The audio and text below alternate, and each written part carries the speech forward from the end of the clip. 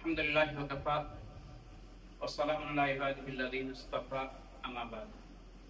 وقد قال الله في القرآن الكريم بعد أعوذ بالله من الشيطان الرجيم بسم الله الرحمن الرحيم يا أيها الذين آمنوا قوا أنفسكم وأهليكم نارا وقودها الناس والحجارة عليها ملائكة غلاظ شداد لا يعصون الله ما أمرهم ويفعلون ما يؤمرون. وقال النبي صلى الله عليه وسلم المرء على دين خليله فلينظر أحدكم ما يخالف أو كما قال عليه الصلاة والسلام. கண்ணிமிக்க உலமாக்களே, Shizuka மஸ்ஜிதுடைய நிர்வாக சகோதரர்களே, உறுப்பினர்களே, சுசுகா மஸ்ஜித் மட்டுமல்ல, மாஷா அல்லாஹ், அந்த வெளியிலிருந்து நகோயா, அஞ்சோ, டொயாட்டா பல பகுதிகளின் சகோதரிகள் வந்திருக்கின்றார்கள். உண்மையிலே குறுகிய ஒரு அழைப்பு தான். அநேகமாக புதன் வியாழன் மார்க்கல் மஷூரா பண்ணினாங்க. இந்த ப்ரோக்ராம் வாரக்கிழமை வச்சா நல்ல என்ன நகோயால அவங்க சொன்னாங்க 9ஆம் தேதி லேடிஸ் பேன் இருக்கு, அதுக்கு கூப்பிட்டாங்க. அதோட சேர்த்து இதை சனிக்கிழமை வச்சுக்கொண்டு 8ஆம் தேதி 9ஆம் தேதி 2 செய்யலாம் தான் நினைச்சிருந்தோம். ஆனால் நைசர் மலை அவங்களுக்கு கொஞ்சம் அந்த கிழமை கஷ்டமா இருந்ததுனால இந்த கிழமை இருந்தாங்க எல்லாம் அதே மஷூரா மலை அவங்களோட பேசினோம். அதற்கு மஷூராண்டு எங்கள் அவங்களோட மஷூரா பண்ணி குறுகிய நேரத்தில் பெரிய ஒரு ஏற்பாடு செஞ்சிருக்காங்க. அல்ல அவங்க எல்லாருக்கும் மேலான கூறிய நசீபாக்குவானாக. கண்ணிமிக்க சகோதரர்களே, சகோதரிகளே, இப்ப சொல்லப்பட்ட மாதிரி இந்த மாதிரி நிகழ்வுகள் அடிக்கடி நடக்க வேண்டும். நேற்று எபினால நடந்ததுல மாஷா அல்லாஹ் ஒரு 500-600 பேர் மட்டும் கலந்து கொண்டாங்க. ஆண்கள், பெண்கள், பிள்ளைகள் என்று சொல்லி நிறைய ஃபீட்பேக்ஸ்கள் அங்கேயும் தந்தாங்க. இன்றைக்கும் கால் பண்ணி பேசினாங்க. எனக்கும் பலருக்கும் கலந்து கொண்டவங்க செய்தி கேள்விப்பட்ட சகோதரர் கலந்து கொண்டாத நிறைய பேர் வருத்தப்பட்டுக்கிறாங்க. நாங்கள் இதுக்கு வந்திருக்க வேண்டுமே என்னன்னு சொன்னா, இது மாதிரி நிகழ்ச்சிகள் கட்டாயம் அது வேண்டுகோள் இட்டாரு ஒவ்வொரு மாசம் நடத்துங்க. அதுக்கு நாங்க ஸ்பான்சர் பண்றோம். நேற்றுக்கு 40-50 செலவாச்சு. எனக்கு ஹோல், சாப்பாடு, ஏற்பாடுகள் எல்லாம் சேர்த்து 1000 பேர் உட்காரக்கூடிய பெரிய ஹோல் புக் பண்ணினோம். அப்ப அவர் சொல்றாரு, நாங்க ஸ்பான்சர் பண்றோம், ஒவ்வொரு மாசம் செய்யும். இது கட்டாயம் தேவை. எங்க சமுதாயம் விரிவாகி கொண்டே போகுது, பெருசாகி கொண்டே போகுது. மஸ்ஜிதுகள் இடம் இல்லை. நிறைய மஸ்ஜிதுகள் முசல்லாக்கள் உருவாகி இருக்கு. நீங்க கேள்விப்பட்டிருப்பீங்க, எபினால ஒரு மஸ்ஜித் இருந்துச்சு, தராவி ஒன்றுதான் நடந்துச்சு. இன்றைக்கு கிட்டத்தட்ட போன வருஷம் 10 இடங்கள்ல தராவி தொழுகை நடைபெற்றது. எல்லா இடத்துலயும் நிரம்பி வழி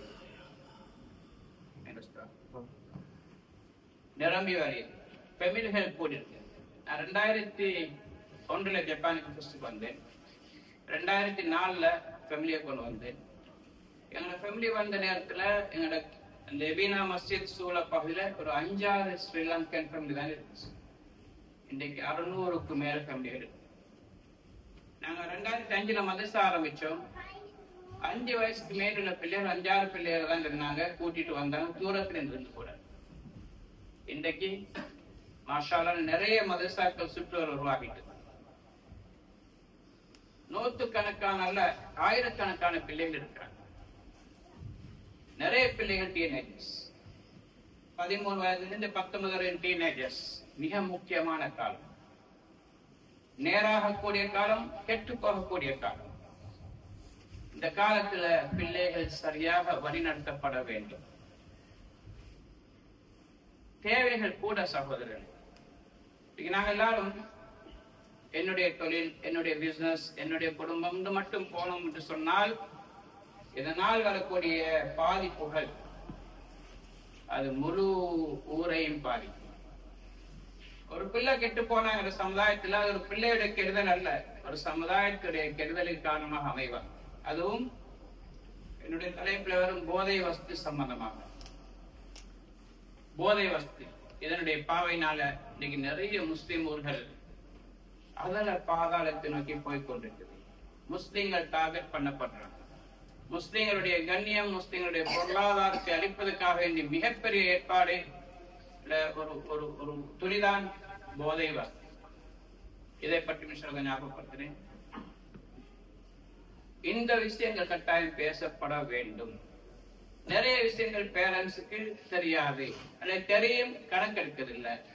இது என்னோட குடும்பத்தோட அதற்கு சொன்னாங்க, எனக்கு சம்பந்தம் இல்லை, அவன் தானே நினைக்கிறோம். அப்படியே ஒருத்தர் கடையில் உட்கார்ந்து ஒரு பிசினஸ் பண்ணி கொள்கிறார். ஹோட்டல் சில்லறை கடை, பயங்கர பிஸியான கடை. ஆட்கள் வராங்க, சாமான் வாங்குறாங்க, காசு எடுக்கிறாரு, கொடுக்கிறாரு, பேலன்ஸ் கொடுக்கிறார், பிஸி. இவரு கண்ணுக்கு முன்னாடி தூரத்துல ஒரு பொடிய பைக்ல வரான், ஃபாஸ்டா அந்த ஒரு பஸ்ஸுக்கு முட்டிப்பட்டு கீழே விழுகிறான், ரத்தம் கொட்டி கொண்டிக்கிறான், துடிச்சு கொண்டிக்கிறான். தூரத்துல கண்ணால பாக்குறாரு, பார்த்துட்டு கவலைப்படுறாரு. பாருங்களே, இந்த காலத்து பொடியமா இருக்கு, கண்மண் தெரியாது. இந்த வாப்பமாக்கு மூளை இல்லை. பைக் வாங்கி கொடுத்துறாங்க, கண்மண் தெரியாம ஓடுறானுங்க. கவலைப்படுறார், காசு நிக்கொண்டே இருக்கிறார். ஒருத்தர் வாராரு, சொன்னார், ஒரு 18 வயசு பொடிய, அவன் ஸ்பீடா வந்தான், ஹெல்மெட்டும் இல்லை, பஸ்ஸுக்கு நேரா வந்து மோதினான், ரோங் சைட்ல வந்தான். அங்கினே சரி துடிச்சு நீரான், சீரியஸ். வேறு இன்னார் இல்லை, கவலையோட சொல்ற, பாவம் இந்த சின்ன வயசுல இப்படி ஒன்று தேவையா அப்படின்னு இவர பிசினஸ் அவர் கவனிச்சு கொண்டே இருக்கிறார். காசு இருந்தால் கொடுக்கிறார், வாரம் காசு தாராங்க, இருக்கிறார், கொடுக்கிறார், எவ்வளவு பேலன்ஸ் எவ்வளவு கொடுக்கிறார். இன்னொருத்தர் வாராரு, அது சொன்னாரு, பாவம் accident, படியன் Jana one the spot, ஐனே சரி மூளை செதறி. இவர் பரிதாபப்படுறார், இன்னார் இல்லாம என்னால ராஜு. பாருங்களே, இந்த காலத்து புடியமா கண்மன் தெரியாது, அப்படி இப்படி யோசிச்சுட்டு எண்ணிக்கொண்டே இருக்கிறார். இன்னொருத்தர் வாரார், சொல்ற, ராஜா உங்களோட மகன் தான், பிசினஸ் நடக்குமா, காசு என்னவாரா, எல்லாத்தையும் போட்டுட்டு ஓடுறாரு. கல்லா திறந்திருக்குது, 10,000 கொடுத்தாரு, வெச்ச மாதிரி விட்டுட்டு ஓடுறார். ஏன்? என்னுடைய மகன். இந்த கவலை இன்னைக்கு எனக்கு வருகிற சோதரர். அவனுக்கு தான் அவனோட மகன் தானே கொடு அடிக்கிறான், எனக்கு என்ன இருக்குது. அவனோட மகன் தானே களவாண்டான், எனக்கு என்ன இருக்குது. அவன் வீட்டுலதான பிரச்சனை, கணவன் மனைவிக்கு எனக்கு என்ன இருக்குது. இப்படி எல்லாம் நாங்க சுயநலவாதிகளா இருக்க போய் தான் இன்னைக்கு சமுதாயத்தில் இந்த போதை வஸ்தும், களவும், கொள்ளையும், விவாகரத்தும், சண்டை சச்சரவும் முயற்சி கொண்டு நாளைக்கு என்னுடைய சொன்னா, நாளைக்கு என்னோட வீடு பக்கம் அடுத்த வீட்டுடைய நெருப்பை அடைக்கவில்லை என்று சொன்னார். இதை நாங்க கணக்கெடுக்கிறோம். இல்லை, எனக்கு பிரச்சனை, எந்த பிசினஸ் நான் பார்க்கணும், என்னுடைய விஷயம் சுயநலம். சகோதரர்களே, ஒரு நாளும் ஒரு முஸ்லிம் செல்பிஷாக இருக்க முடியாது. ஒரு முஸ்லிம் தரக்கூடிய கஷ்டம் தனக்கு வரக்கூடிய கஷ்டமாக கருத வேண்டும். நிறைய பேருக்கு அந்த உணர்வு இல்லாம இருக்கு. என்ன சகோதர பிரியார்களே, திருமணம் சம்பந்தமாகவும் கணவன் மனைவி உறவு சம்பந்தமாகவும் ஜப்பான் எப்படி வாழ வேண்டும் என்ற ஒரு சில விஷயங்கள் ஞாபகப்படுத்தப்பட்டது. மேல பிள்ளைகள் கொஞ்சம் விளையாடி கொண்டு கட்டி கொண்டிருக்கிறாங்களாம், கொஞ்சம் அமைதிப்படுத்திக் கொள்ளுங்க. பிள்ளைகள் என்றா கூத்தாடுவாங்க, விளையாடுவாங்க தான், கொஞ்சம் அமைதியா வச்சுக்கணும், அமைதியாக இருப்பாங்க. தாய்மார்கள் கொஞ்சம் அதில் கரிசனை காட்டுங்க. ஏன்னா நாங்க வந்திருக்கிறோம், நாங்க பிரயோஜனம் அடையணும். அமைதியா இருந்து கேளுங்க. இன்ஷா அல்லாஹ் அதுக்கு மேலான புள்ளி எல்லாம் நசீபாக்கும். இன்ஷா அல்லாஹ் கொஞ்ச நேரம் பொறுமையாக இருந்து. இந்த விஷயத்துல நாங்க எல்லாரும் பொறுப்புதாரிகள். குல்லுக்கும் ராயின் வ குல்லுக்கும் மஸ்ஊலுன் ரஅய்யத்திஹி. நீங்க எல்லாம் பொறுப்புதாரிகள், எல்லாருடைய பொறுப்பை பற்றி விசாரிக்கப்படுவீர்கள். இந்த திருமண உறவுகள் என்பது 1000 கால பயிர். ரெண்டு பக்கம் அண்டர்ஸ்டாண்டிங் இருக்கணும். அதுல சொன்னாங்க சம்பந்தமா சில விஷயங்கள். இன்னைக்கு புரிந்துணர்வு இல்லாததுனால நிறைய பிரச்சனைகள் வருது. எனக்கு நிறைய பேர் கால் பண்றாங்க, அஜ்மாக்கு லெட்டர் எழுதுறாங்க, அங்கிருந்து வாப்பமார் வாய்ஸ் கட் அனுப்புறாங்க, எங்க மகனுக்கு எங்க மருமகன் அநியாயம் செய்யறாங்க, இதை நாங்க கல்யாணத்தை முடிக்க போறோம், நீங்க எப்படி எப்பயா ஊருக்கு அனுப்பிங்க மகளை. உண்மையில பார்த்தா அந்த அளவுக்கு பெரிய பிரச்சனை அல்ல. இங்க மகள் எப்படி இருக்கிறா, மகள தவறுன்னா அது அவருக்கு சொல்ல மாட்டாரு. ஏன்னா அவர மகளே மருமகனாகத்தான் பார்க்கணும். மருமகன் தன்னுடைய மகனாக அவர் பார்க்கல.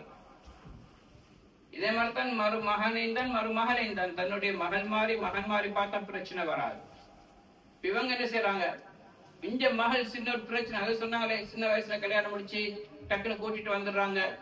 குற்றம் அல்ல, ஆனா ஒழுங்கான பயிற்சி கொடுக்கப்படாததுனால, பிராக்டிஸ் இல்லாததுனால என்ன நடக்குது, சின்ன ஒரு பிரச்சனை பெரிய பிரச்சனையாக வெடிக்குது.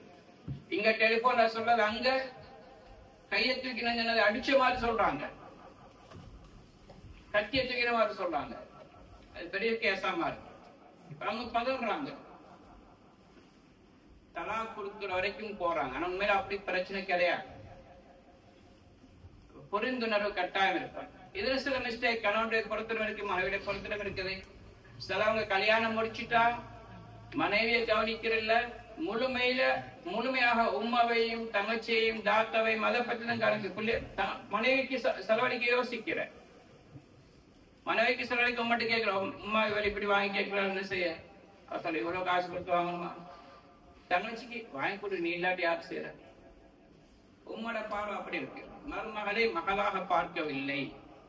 அப்படி பார்க்காட்டி நாளைக்கு உங்களோட மகளும் மின்னத்தட்ட போய் இதை விட பயங்கரமா அடிவாங்க போறாங்க, இதை விட கூடுதலாக பாதிக்கப்பட போறாங்க. இப்படி பிரச்சனை. இங்கால மனைவியுடைய புறத்துல கணவன் வீட்டுக்கு செலவழிச்சா உம்மா வாப்பாக்கு, தன்னுடைய இல்ல அவருடைய உம்மா வாப்பாக்கு தங்கச்சிக்கு மனைவி பரபர போடுறது, புற சொல்றது. ஒரே நீங்க இப்ப கல்யாணம் முடிச்சா சின்னதான பார்க்கணும், இவ பார்க்கணும் முழுமையாக மாப்பிள்ளை கலட்டி எடுக்கிறதுக்கு. இது ஒரு நாள் இந்த குடும்பத்தில் நிம்மதியை தேடி தராது. மனைவி சொல்லணும், நீங்க என்ன முடிச்சாலும் கட்டாயம் உங்க உம்மா அப்பா அவங்க பெற்றெடுத்தவங்க, உங்களோட தங்கச்சி தாத்தா கவனிக்கத்தானே வேணும். தாத்திர மாப்பிள்ளை மொத்தாய்க்கிறாங்க, நீங்க கவனிக்காட்டி வேற யார் கவனிக்கிறேன்னு சொன்னால் இதை விட நன்றாக இந்த பொம்பளை அந்த மாப்பிள்ளை கவனிப்பார். இந்த பொம்பளை எவ்வளவு நல்ல பொம்பளை, என்ன மனைவி எவ்வளவு நல்லவன். தனக்கு மட்டும் செலவழிக்கணும்னு சொல்லல, என்ன உமாவை ஏண்ட வாப்பாவை என்னுடைய தாத்தாவை என்னுடைய தங்கச்சியை பத்தி கவலைப்படுறாளே, நான் இதை விட நல்லா என்னுடைய மனைவியை பார்க்கணும்னு நினைப்பார். இதே மாதிரி சகோதரனும் கணவன்மாரும் மனைவி தன்னுடைய தாய் தந்தரை சகோதரியை கவனிக்கிற மாதிரி அது மாதிரி தன்னுடைய மனைவியை நன்றாக கவனிக்கும். உங்களை நம்பி வந்தவ, உங்களுக்காக நாட்டையை விட்டு வந்தவர், நாட்டையை விட்டுட்டு வந்தீரார். உனக்கா வண்டி எல்லாத்தையும் விட்டு உடல் உமா வாப்பா சகோதரன் சகோதரிகள் எத்தனையோ பெருந்தளிக்கிறாங்க. ஒரு இரவு தன்னுடைய வீட்டை விட்டு வெளியே தங்கின கிடையாது. அதான் சொன்னாங்களே பேண்டி என்று சொல்லி மாமா கல்யாணம் முடிச்சு உங்களுக்கு தந்ததுனால உங்களுக்காக வேண்டி விட்டுட்டு வாராங்க, உங்களுக்காக தன்னை அர்ப்பணிக்கிறாங்க. நாங்களும் அவங்களுக்காக தன்னை அர்ப்பணிக்க வேண்டும். மார்க்கத்துக்கு முரணில்லாத விஷயங்கள் அவங்களுடைய ஆசைகளால் முடியுமான அளவு நாம் நிறைவேற்றும். கணவனும் மார்க்கத்துக்கு முரணான விஷயங்களுக்கு ஏவினா வழிபடக்கூடாது. மனைவி மார்க்கத்துக்கு முரணில்லாத விஷயங்கள்ல படைத்தனுக்கு மாறு விஷயத்துல எந்த படைப்பினத்துக்கும் வழிபடக்கூடாது. வாப்பாவாக இருக்கலாம், உமாவாக இருக்கலாம், கணவனாக இருக்கலாம், சச்சோவாக இருக்கலாம், எவனாக இருந்தாலும் சரி வழிபடக்கூடாது. எல்லாருடைய கட்டளைக்கு மாற்றமாக வந்தார் அதுக்கு வழிபடக்கூடாது. அப்படி இல்லாட்டி கட்டாயம் வழிபட வேண்டும். மனைவியை சந்தோஷப்படுத்தணும். மனைவிக்கு ரசூலுல்லாஹ் சொன்னாங்க, உன்னுடைய சொர்க்கம் உன்னுடைய கணவனுடைய காலுக்கு இருக்குது. கணவனுக்கு ரசூலுல்லாஹ் சொன்னாங்க, நீ நல்லவனாக இருந்தா உன் மனைவிக்கு நீ நல்லவனாக இருக்கணும். நீ ஊருக்கு நல்லவனா இந்த வேலையில மனைவிட்ட போய் மிருகமாக நடந்து கொண்டா என்றால், மனைவியோட கடினமாக நடந்து கொள்கிறா என்றால், நீ எவ்வளவு பெரிய நல்லவன் ஊர்ல சர்டிபிகேட் தந்தாலும் அல்லாஹ்விடத்துல நீ மோசமானவன். ஹைருக்கும் லி அஹ்லி வான ஹைருக்கும் லி அஹ்லி. உங்களை யார் சிறந்தவங்க? உங்களை யார் தன்னுடைய மனைவிமாரத்துல நல்லவங்க அவங்கதான். என்ன சகோதரர்களே, ரெண்டு பக்கம் பேலன்ஸ் பண்ணி கொண்டு போகும். வாழ்க்கையில பிரச்சனை வரும். சில நேரத்துல மாமி மருமகளுக்குள்ள பிரச்சனை வரும், நடுவுல மாப்பிள்ளை மாட்டிக்குவார். இவர் தான் ரெண்டையும் சமாளிக்கும், பிரச்சனை மெயின்டைன் பண்ணிக்கணும். ரெண்டு பக்கம் ஈக்குவலாக ரெண்டு பேரும் சமாளிச்சு கொண்டு போகணும். பிரச்சனைகளுடைய முடிவு தலாக் கிடையாது, முறிவு கிடையாது. பிரச்சனைக்கு ஒரு சொல்யூஷன் இருக்கு. எந்த பிரச்சனை வாழ்க்கை வந்தாலும் லா யுகல்லிஃபுல்லாஹு நஃப்ஸன் இல்லா உஸ்ஸஹா. என்ன பிரச்சனை வந்தாலும் அதுக்கு ஒரு சொல்யூஷன் எல்லாம் வச்சுக்கிறான். எந்த ஒரு மனிதனுக்கும் அவனுடைய தாக்கத்தை விட சக்தியை விட கூடுதலான பிரச்சனை கொடுக்கறதும் கிடையாது. பிரச்சனை வரும் தான், சோதனைகள் வரும், அதுக்கு எங்களால் முடியுமானது தான் நல்லா தாரான். அதுக்கு ஒரு நிவாரணம் ஒன்று இருக்கு. அப்ப கணவன் மனைவிக்கு மத்தியில பிரச்சனை வரும் பொழுதும் நாங்க அதுல அதை எவ்வளவு முடியுமோ நாங்க அதை சொல்யூஷனுக்குள்ள வழிகளை பார்ப்போம். யாரோட பேசுறதுக்கு நிவாரணம் வருமோ அவங்கள பார்ப்போம். உள்ளவன்ட்ட சொன்னாங்க, உள்ளவன்ட்டா போய் சொல்லக்கூடாது. மாப்பிள்ளை நினைச்சவன்ட்ட சொல்றது அவனுக்கு அது சந்தோஷம். அவன் நாளைக்கு இவள ஆட்ட போட பார்ப்பான். எத்தனை பேர் இருக்கிறாங்க? இவன்ற பிரச்சனை வச்சு மனைவியை கையில் எடுத்துக்கொண்டு அவளை முடிச்சு கொண்டு வாழணும்னு பிடிக்கிறாங்க. இதை ஜப்பான் இருக்கிறான். கணவன் மனைவிக்குள்ள பிரச்சனை வரையினத்தோட இவரை அன்பாக இறக்கமாக பேசி அவளை கவர்ந்து அவனை விட்டு போட்டு வந்து இவனோட வாழ்வாள். ஆனா அவனை விட மோசமாக இருக்கிறான். அவன் நடிச்சுதான் எடுத்தான், நடிப்பால் எடுத்தான், மாயஜால வார்த்தைகளால் கவர்ந்தான். இன்றைக்கு அவள் முந்தைய வாழ்க்கையோடு இப்ப கஷ்டப்பட்டு கொண்டிருக்கிறான். எங்களோட காப்பிர என்ன சொல்லல, எங்களோட ஊர் மக்களை நான் சொல்றேன், முஸ்லிம்கள், எங்களோட ஊரை சேர்ந்த அந்த ஸ்ரீலங்கன்ஸ் சகோதரர்களே, இதே மாதிரி தான் பொங்கல் வரும். அவங்களோட பிரச்சனைகள் அங்கால உள்ள பொங்கலாட்ட சொல்லி கொஞ்சம் பொங்கல் அடிக்கிறாங்க. அப்படி ஆம்பளையோட கவரை பார்க்க இல்ல, ஊர் பலாய் கலவரத்துக்குண்டே பிறந்தவங்க. அடுத்தவனுடைய பிரச்சனைடா இவங்களுக்கு பெருநாள் மாதிரி. அதை 1000 பேர்ட்ட சொல்ல அவங்களுக்கு தலை வடிச்சு போகும். போல் எடுத்து அதை பத்தியே பேசி தெரியுமா எனக்கு இவருக்கு அவள் மாப்பிள்ளைக்கு அவளுக்கு சண்டையா இன்னைக்கு பெருநாள் பரகண்ட மாதிரி சந்தோஷம். கவலையோட சொல்றவங்க இல்ல, இதையும் சந்தோஷமா சொல்றாரு. இப்படி ஒரு கூட்டம் முடிக்கிறாங்க. ஆனா ஒரு நாள் இப்படி செய்யக்கூடாது. எல்லா கூட்டத்திலும் சமாத்து பெரியாகி அடுத்தவருக்கு ஒரு கஷ்டம் ஒன்று வாரண்டா அதை நீ சந்தோஷமா எடுத்துக்கொள்ளலாம். எடுத்தால் நாளைக்கு அவங்க 2 பேரும் சேர்ந்துக்குவாங்க, நீ அவன் மாப்பிள்ளை பிரிஞ்சு வருவீங்க. உனக்கு இதோட பிரச்சனை எல்லாம் பெருசா தருவான். உனக்கு அவனுக்கு கொடுத்த கஷ்டத்தோட பல மடங்காக்கு உனக்கு தருவான். அவனுக்கு எல்லாம் ஆபியத்தை கொடுப்பான். அல்லாஹ் அவனுக்கு சபத்தை கொடுத்துருவான். அல்லாஹ் அவனுடைய பிரச்சனை. ஒரு நாள் அடுத்தவனுடைய கஷ்டத்தை பார்த்து அடுத்தவளுடைய கஷ்டத்தை பார்த்து சந்தோஷப்படக்கூடாது. கவலைப்படணும், 2 ரக்காத்தோடு துவா செய்யணும். இந்த குறை யார்ட்டையும் சொல்லக்கூடாது. அடுத்தவனுடைய குறை யார் பரப்புறாங்களோ அந்த குறையை இவங்கள்ட்ட உண்டாக்காத வரைக்கும் எல்லாம் மோத்தாக்க மாட்டான். அந்த குறையை உண்டாக்கி பகிரங்கப்படுத்தும் எல்லாம் செய்வான். எல்லாம் பகிரங்கப்படுத்தும். அதனால சகோதரர்கள், இந்த தவறுகள் எங்களுக்கு நடக்குது. குடும்பத்துல சின்ன சின்ன பிரச்சனை. என்னுடைய தலைப்பு கிடையாது, எனக்கு வேற தலைப்பு. அதரத்தை பத்தி கொஞ்சம் பேசினா சில விஷயங்கள் விடுபட்டதை நான் ஞாபகப்படுத்துறேன். அதே மாதிரி கணவனை மதிக்க வேண்டும். எந்த அநேகமா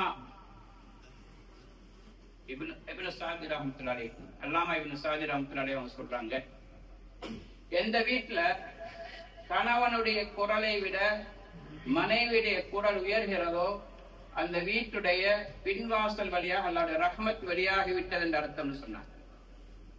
இந்த வீட்டுல கணவனுடைய குரலை விட மனைவியுடைய குரல் உயர்கிறதோ அந்த வீட்டுல பின்வாசல் வழியாக அல்லாஹ்வுடைய ரஹ்மத் வெளியாகிடும் என்று சொன்னார்.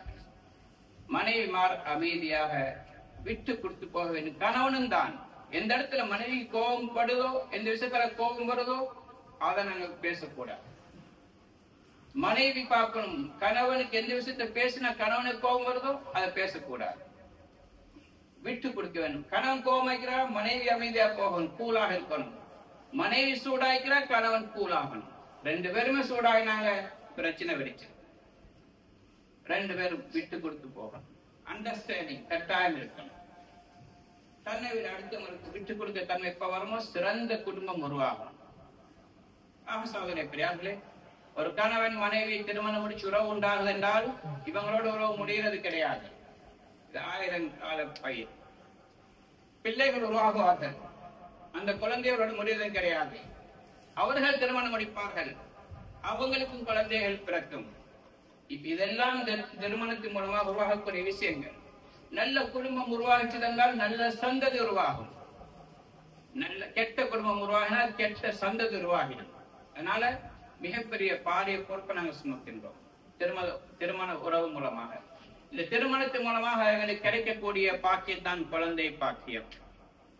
குழந்தை பாக்கியம் என்று சொல்லவே நீங்க நினைக்க கூடாது, இந்த பிள்ளைகள் எல்லாம் மாப்பிள்ளையும் பொம்பளையும் ஒன்று சேர்ந்தாங்க அதனால கிடைச்சது மட்டும் கிடையாது. இந்த குழந்தைகள் அல்லாஹ் எங்களுக்கு கிஃப்டாக கொடுத்தவைகள். யஹபு லிமன் யஷாஉ இனாஃபா வ யஹபு லிமன் யஷாஉ ذுகூரா. அல்லாஹ் நாடினவர்களுக்கு அல்லாஹ் பெண் குழந்தைகளை கிஃப்டாக அல்லாஹ் கொடுக்கிறான். கிஃப்ட் அல்லாஹ் சொல்றான். பெண் பிள்ளைகள் பாரம் கிடையாது. மக்கத்து காபிர்கள் பெண் பிள்ளைகளை முசீபத்தா நினைச்சாங்க, கேவலமா நினைச்சாங்க. குர்ஆன் சொல்றது பெண் பிள்ளைகள். முதல்ல அல்லாஹ் சொல்றான் குழந்தை பாக்கியத்துல கிஃப்ட் உங்களுக்கு பெண் பிள்ளைகள். அதுக்கு பிறகுதான் ஆம்பளை பிள்ளைகள் அல்லாஹ் சொல்றான். எங்க ஊர்ல ஒரு குழந்தை கிடைச்சிச்சு. உம்முமா வாரா வந்து பார்த்துட்டு பொம்பளை பிள்ளையா பிறந்தீங்கன்னு சொல்லிட்டு போறேன். இவ்வளவு கஷ்டப்பட்டு முக்கிய மருமகிட்ட கேட்கிறா, பாப்போமா இவ்வளவு முக்கிய முக்கிய கஷ்டப்பட்டு பொம்பளை பிள்ளையா பெத்தாங்க. யாரு சொன்னது ஆம்பளை சொல்லல, பொம்பளை தான் சொல்றான். பாப்போமா, முக்கிய முக்கிய கஷ்டப்பட்டு பொம்பளை பிள்ளையா பெத்தாங்க. பொம்பளை பிள்ளைதான் அல்லாஹ் சொல்ல முதல்ல கிஃப்ட், அல்லாஹ் கொடுத்தார் அன்பளிப்பு, அந்த வீட்டுடைய ரஹ்மத்துகள். அதை பிறகு ஆம்பளை பிள்ளையா அல்லாஹ் சொல்றான். சலாமுக்கெல்லாம் நாடினா ரெண்டையும் சேர்த்து கொடுக்குறான். ஆம்பளை பிள்ளை பொம்பளை பிள்ளை மாத்தி மாத்தி எல்லாம் கொடுப்பான். சிலரை எல்லாம் நாடினால் குழந்தை பாக்கியமற்றவர்களாக்குறான். இதுல யாராவது குழந்தை பாக்கியம் இல்லைன்னா கவலைப்படாதீங்க, இதுவும் நலவாதான் இருக்கு. ஹதீஸை புதிசுல வருது, என்னுடைய சில அடியார்களை நான் ஏழைகளாக வைத்திருக்கிறேன். அவர்களை ஏழையாக இருப்பதன் அவருக்கு நலவு என்பதனால் தான் ஏழைகளாக வச்சிருக்கிறேன். சிலரை நான் பணக்காரனாக ஆக்கியிருக்கிறேன். அவர்கள் பணக்காரர்கள் இருப்பது அவர்களுக்கு சிறந்தது என்பதனால் பெருமை அடிக்கவல்ல, அதனால் நலவு உண்டாக என்பதற்காக வேண்டி. காதல் ஃபக்ரைய குஃப்ரன் சில நேரத்தில் ரசூலுல்லாஹ் சொன்னாங்க, குஃபுர் ஏழ்மை இருக்கிற குஃபுர்ல கொண்டு போய் சேர்த்திருக்கு. ஏழ்மையினால நிறைய பேர் மார்க்கத்தை விட்டு குஃபுரு போன சரித்திரங்கள் இருக்கு. அப்படி வராமிக்கிறதுக்காக நல்லா பணத்தை கொடுத்திருப்பாங்க. சிலருக்கெல்லாம் குழந்தை பாக்கியத்தை நான் கொடுக்கிறேன், அவர்களுக்கு குழந்தை பாக்கிய நலவு என்பதனால். சிலரை நான் மலடிகளாக மலடர்களாக குழந்தை பாக்கியமற்றவர்கள் ஆக்கிறேன், அது அவருக்கு நலவு என்பதனால் என்று சொல்லுங்க.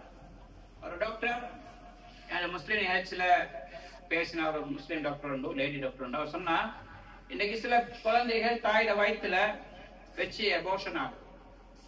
2.5 மாசத்துல 3 மாசத்துல அல்லது பிறக்கும் பொழுது குழந்தை மௌத்தாகி பிறக்குது. சொன்னா இதை பார்த்து நீங்க கவலைப்படாதீங்க. ஏன் செய்வான்? அல்லாஹ் யாருக்கும் அநியாயம் செய்யறது. அல்லாஹ் இறக்கம் உள்ளவன். தாயை விட 70 மடங்குல 7000 கோடி மடங்கு இறக்கம் உள்ளவன்.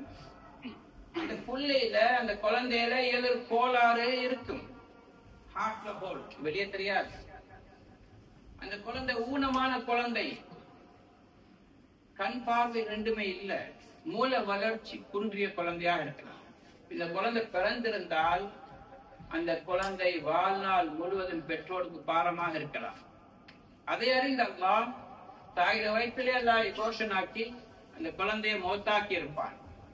இது அவங்க நலவா இல்லையா? எத்தனை பொம்பளை சொல்றாங்க, கவலையா இருக்குது, நான் இருக்கும் வரைக்கும் இந்த பிள்ளையை நான் சுமந்து கொண்டுவேன். பெரிய பிள்ளை 1க்கு 2 கூட போக தெரியாது, போனா கழுவிக்க தெரியாது. பாப்ப கொண்டு அந்த பிள்ளையை கழுவேலுமா? பருவ வயதில் கூட அந்த பிள்ளை அடைஞ்சிட்டு உண்மைதான். அதெல்லாம் கஷ்டப்பட்டு கவலைப்படுற எனக்கு ஒரே கவலை, நான் மோத்தா இந்த பிள்ளைக்கு என்ன நடக்கும்? இந்த பிள்ளை யாரும் கல்யாணம் வைக்க போறதில்ல, இந்த பிள்ளை யாரு பார்ப்பாங்க?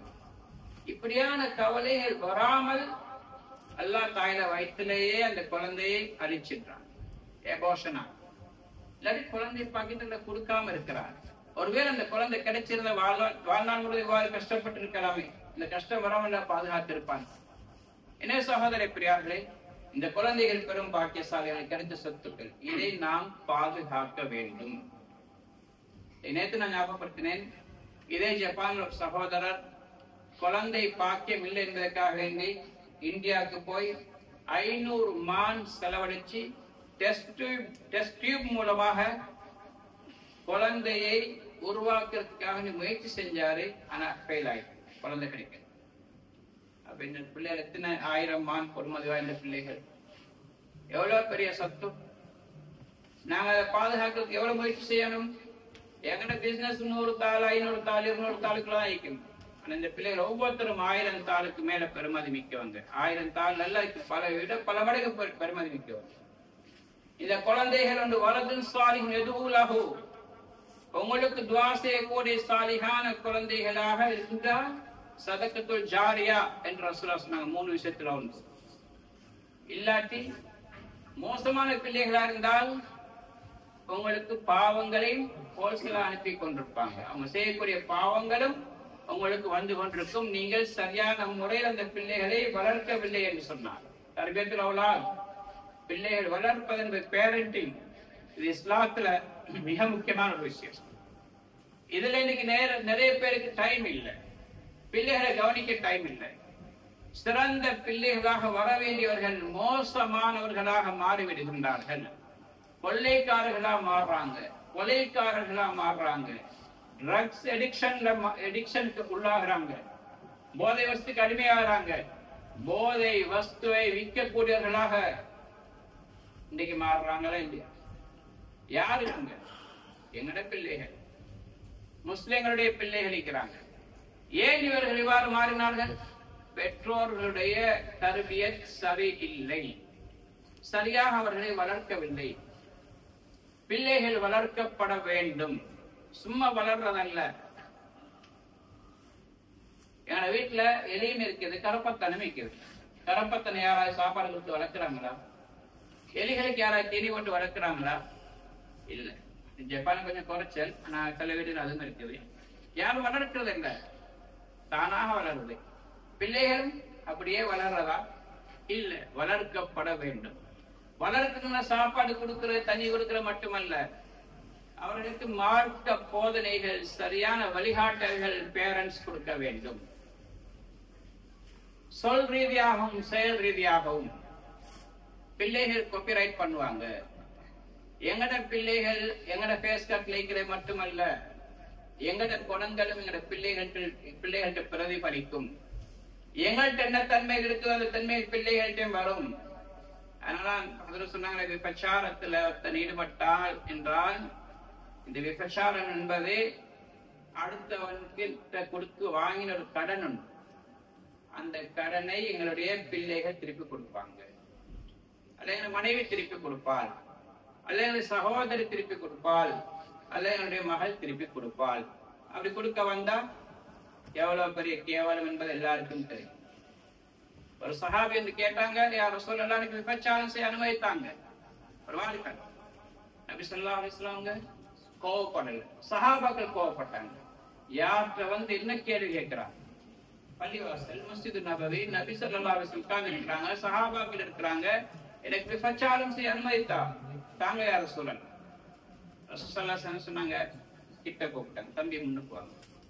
கேட்டாங்க, மகனே உங்களோட உம்மாவோட யாராவது விபச்சாரம் சேர்ந்து விரும்புவீங்களான்னு கேட்டாங்க. அஸ்தக்ஃபிருல்லாஹ், இல்ல யா ரசூலுல்லாஹ், நான் எப்படி விரும்புவேன்? எங்களோட உம்மாவோட இன்னொருத்தர் விபச்சாரம் செய்யறதை நான் விரும்ப மாட்டேன். ரசூலுல்லாஹ் சொன்னாங்க, அப்படித்தான் மத்தாக்களும் அவங்களோட உம்மாவோட இன்னொருத்தர் விபச்சாரம் சேர்த்து விரும்ப மாட்டாங்க. அடுத்து கேட்டாங்க, உங்களோட மனைவியோட இன்னொருத்தர் தவறு செய்யறதை நீங்க விரும்புவீங்களா? இல்ல யா ரசூலுல்லாஹ், விரும்ப மாட்டேன். எப்படி விரும்ப? என்னுடைய மனைவியோட, அதை மத்தவனும் அடுத்தவன் தன்னுடைய மனைவியோட தவறு செய்வதை விரும்ப மாட்டான். அதுக்கு சகோதரியோட, அதே போல மகளோட, இப்படி சாட்சி மாமி என்று நெருங்கி கேட்டாங்க. எல்லாத்துக்கும் சொன்னாரு, அல்லாஹ் என்னுடைய தாயின் தன்னை தன் கருப்பணமாக யார் சொல்ல நான் விரும்ப மாட்டேன்னு சொன்னாங்க. அதே மாதிரிதான் அவங்களும் விரும்ப மாட்டாங்க. பாருங்க, எந்த ஒரு பெண்ணும் இந்த உறவுகளை விட்டு தாண்டியவங்க கிடையாது. ஒரு பெண்ணோட நாங்கள் விபச்சாரம் செய்யறோம், நல்லா பாதுகாக்கணும். அவள் யாருடையாவது மனைவியாக இருப்பாள், அல்லது சகோதரியாக இருப்பாள், மகளாக இருப்பாள், அல்லது தாயாக இருப்பாள், அல்ல யாருடைய மாமியாக சாட்சியாக இருப்பாள். ஏதோ ஒரு உறவோட சம்பந்தப்பட்டதா இருப்பாங்க, யாரும் சும்மா கிடையாது. அப்ப இந்த கடனை பிள்ளைகள் திருப்பி கொடுப்பாங்க, உறவினர்கள் திருப்பி கொடுப்பாங்க. ரசூல் ஸல்லல்லாஹு அலைஹி வஸல்லம் நெஞ்சில கையை வச்சு துஆ செஞ்சாங்க, யா அல்லாஹ் இவருடைய மர்மஸ்தானத்தை பாதுகாப்பானாக, பத்தினி தனத்தை கொடுப்பாயாக. அதுக்கு பிறகு சொன்னாரு, எனக்கு விபச்சாரத்தை விட வெறுப்பான எந்த ஒரு பாவம் இருக்கவில்லை. சகோதரி பெரியார்களே, இன்னைக்கு இது சர்வசாதாரணம். இதுல இன்னொரு காரணம் பெண்கள். ஒரு ஆண் தவறு செய்யறாண்டா பெண்கள் காரணம், ஒரு பெண் தவறு செய்யறா ஆண்களும் காரணம். ஆண்கள் அந்த பெண்களுக்கு சரியான முறையில அவங்களுக்கு கை கொடுக்கல, கவனிக்கல, அவங்களுடைய தேவை பூர்த்தி செய்ய அந்த பெண் இன்னொருத்தனை தேடி போவாள். இதே மாதிரி ஒரு பெண் தன்னை முறையாக அலங்கரிச்சு தன்னுடைய கணவனுக்கு அழகாக காட்டவில்லை என்றால் இந்த ஆணுக்கு மற்ற பெண்கள் அழகாக தெரிவார். அலங்கரிச்சு கிடக்கூடிய பக்கம் போக தொடங்குவான் மனிதன். இதுதான் நடக்குது. வீட்டுக்கு வந்தா அந்த முதலாவது நைட்டியை கண்டுபிடிச்சோன்னு சொல்லணும். அது நைட்டின் தான் பேர், இப்ப டேட்டி ஆயிடுச்சு. டேலி மாதிரிதான், நைட்டி மட்டுமல்ல. இன்னைக்கு பாவிக்கிறாங்க வீட்டுல, எப்ப பார்த்தோம் அதான். அது வாங்கி கொடுத்த கலர் வேற, இப்ப கலர் வேற, பேடாகி அது எப்பவும் போட்ட மாட்டேன். அவன் வெளியே போக்கல, மாஷா அல்லாஹ் எங்கட மனைவியான்னு சொல்றேன். சிரமம் அந்த அளவுக்கு அலங்காரம் போனா எவ்வளவு பெரிய கேவலம் சகோதரர். யாரு கலங்கடிச்சிட்டு போறாங்க? கணவனுக்கு தான் மனைவி அலங்கரிக்க. மேக்கப் கூடுமா? கூடும். யாருக்கு? உங்களோட கணவனுக்கு அலங்கரிங்க. அடுத்தவனுக்கு காட்டவல்ல. இன்னைக்கு கல்யாணங்கள் நல்லா பாதுகாப்பு மூக்குத்தியை போட்டு தமிழச்சியோட மோசமா தெரிகிறாங்க எங்கட பெண்கள். மூக்குத்தியும் என்னென்ன அலங்காரங்களும் தமிழாக்கிற மாதிரி இன்னைக்கு. இதே மாதிரி பேர்தே பார்ட்டின்றும் அனிவர்சரி பார்ட்டின்றும் அடுத்து என்னது குழந்தை கிடைக்க கிட்ட செய்வாங்க. பேர் மறந்துட்டேன். Baby shower. இதெல்லாம் அங்க இருக்கு சார். குர்ஆன் ஹதீஸ். அந்நியருடைய கலாச்சாரம் கேவலமான சமுதாயமா மாறிக்கலாம் சொல்றேன். வாழ்க்கையில ஏன் பிரச்சனை வராது? ஏன் பிரச்சனை வராது? ஏன் கணவனை பிரிய மாட்டாங்க? ஒரு கண்டில இப்ப இல்ல, ஒரு 25 வருஷத்துக்கு முன்னாடி 1 கோடிக்கு மேல செலவழிச்சு தன்னுடைய மகனுக்கு கல்யாணம் முடிச்சு கொடுத்தாங்க. ஒரு வருஷம் கூட வாழல்ல 2 பேரும் பிரிஞ்சிட்டாங்க. ஏன்? கல்யாணத்தில் அவ்வளவு பெரிய மார்க்கத்துக்கு முரணான காரியங்கள் நடைபெற்றது. எந்த திருமணத்தில் அல்லாஹ் ரசூலுடைய கட்டளை மீறப்படுதோ அந்த திருமணம் நிலைக்காது. அதனால் உருவாகக்கூடிய குழந்தைகள் சாலிகான குழந்தைகளாக வரமாட்டாங்க. கணவன் மனைவிக்கு மாறு செய்வாங்க, அல்லாஹ்க்கு மாறு செய்வாங்க, பெற்றோருக்கு மாறு செய்வாங்க. எங்களோட பிள்ளைகள் இன்றைக்கு மோசமாய்க்கிறாங்களா? நீங்க கிணச்சி பாருங்க. நான் கல்யாணம் எப்படி முடிச்சேன்? ஏன்னு கல்யாணத்துல தவறு நடந்துச்சா நிச்சயமா பிள்ளை விட்டுதான் போகும். கோணலா விட்டா கோணலா தான் போகும். நேரா விட்டு நேரா போகும். திருமணம் பவுண்டேஷன் ஒழுங்கா போடாட்டி பில்டிங் நிக்காது. திருமணத்துல செய்யக்கூடிய எல்லாம் ஒரு நாள் கூத்து அல்ல, இது 1000 கால பயிர். ஒரு நாள் கூத்துல செஞ்சு தவறு வாழ்நாள் முழுவதும் பாதிக்கும். இன்னைக்கு புள்ள குடிகாரன், உள்ள வாப்ப சொல்லத்தை கேட்கிறான் இல்ல, உம்மா சொல்லத்தை கேட்கிறான் இல்ல. நீ முதல்ல அல்லாஹ் சொல்லத்தை கேட்டாயா? அல்லாஹ் ரசூல் சொல்லத்தை கேட்டாய்? கல்யாணம் முடிக்கொள்ள பண்பாக்குகள் நீ அப்படியா பார்த்தாய்? நீ கல்யாணம் முடிக்கும் போது அப்படியா செஞ்சாய்? காசுக்கு இது செலவழிச்சாயே. இன்னைக்கு பாரு வாழ்க்கை எப்படி போகுது. உனக்கு கண்ணுக்கு முன்னால பொடியா என்ன அப்படி போய் கொண்டிருக்கிறான். இன்னைக்கு ஊருக்கு தலை காட்டினா இவன் என்ன மகன் சொல்ல வெக்கம் பயம். உன மகனா நல்லா வளர்த்திக்கிறேன் மாஷா. நாங்க எல்லாம் அங்க மாறு செஞ்சது பிள்ளைகள் அப்படித்தான் வருவாங்க. நாங்க அங்க செஞ்ச தவறு முதல்ல எங்களைத்தான் நாங்க படிச்சு கொள்ள வேண்டும். உங்களே நீங்க படிச்சு கொள்ளுங்க. நீங்க செஞ்ச தவறுதான் உங்களோட பிள்ளை இப்படி வந்திருக்கிறான். நீங்க சரியா கல்யாணம் முடிச்சிருந்தா அல்லாஹ் ரசூல் சொன்ன பிரகாரம் சுன்னத்தை பேணி நாங்க பவுண்டேஷன் சரியா போட்டீங்க, கட்டிடம் சரியா கட்டிடும். பவுண்டேஷன் பிள்ளையா போட்டீங்க, கட்டிடம் பிள்ளையாச்சு. பிள்ளைகள் அப்படித்தான் வருவாங்க. ஏன்? நீங்க போட்ட வித்து அப்படி தவறா போட்டீங்க. சகோதரி பெரியார்களே, இதுல ஏற்படக்கூடிய தவறுகள் வாழ்நாள் முழுவதும் பாதிக்கப்படும். பிள்ளைகள் எனக்கு கிடைச்ச சொத்துக்கள் தர்பியத்துல் அவுலாத் அழகான முறையில் வளர்க்க வேண்டும்.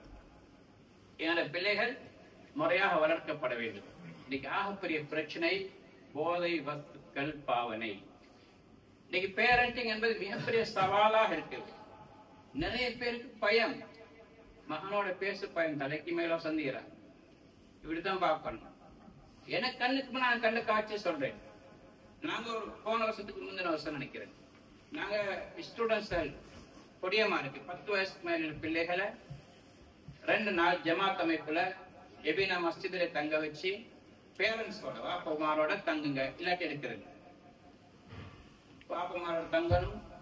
சாட்டர்டே ஃப்ரைடே நைட் வந்து தங்குவாங்க, சாட்டர்டே ஃபுல்லா இருப்பாங்க, சண்டே பகலோட அனுப்பிடுவோம்.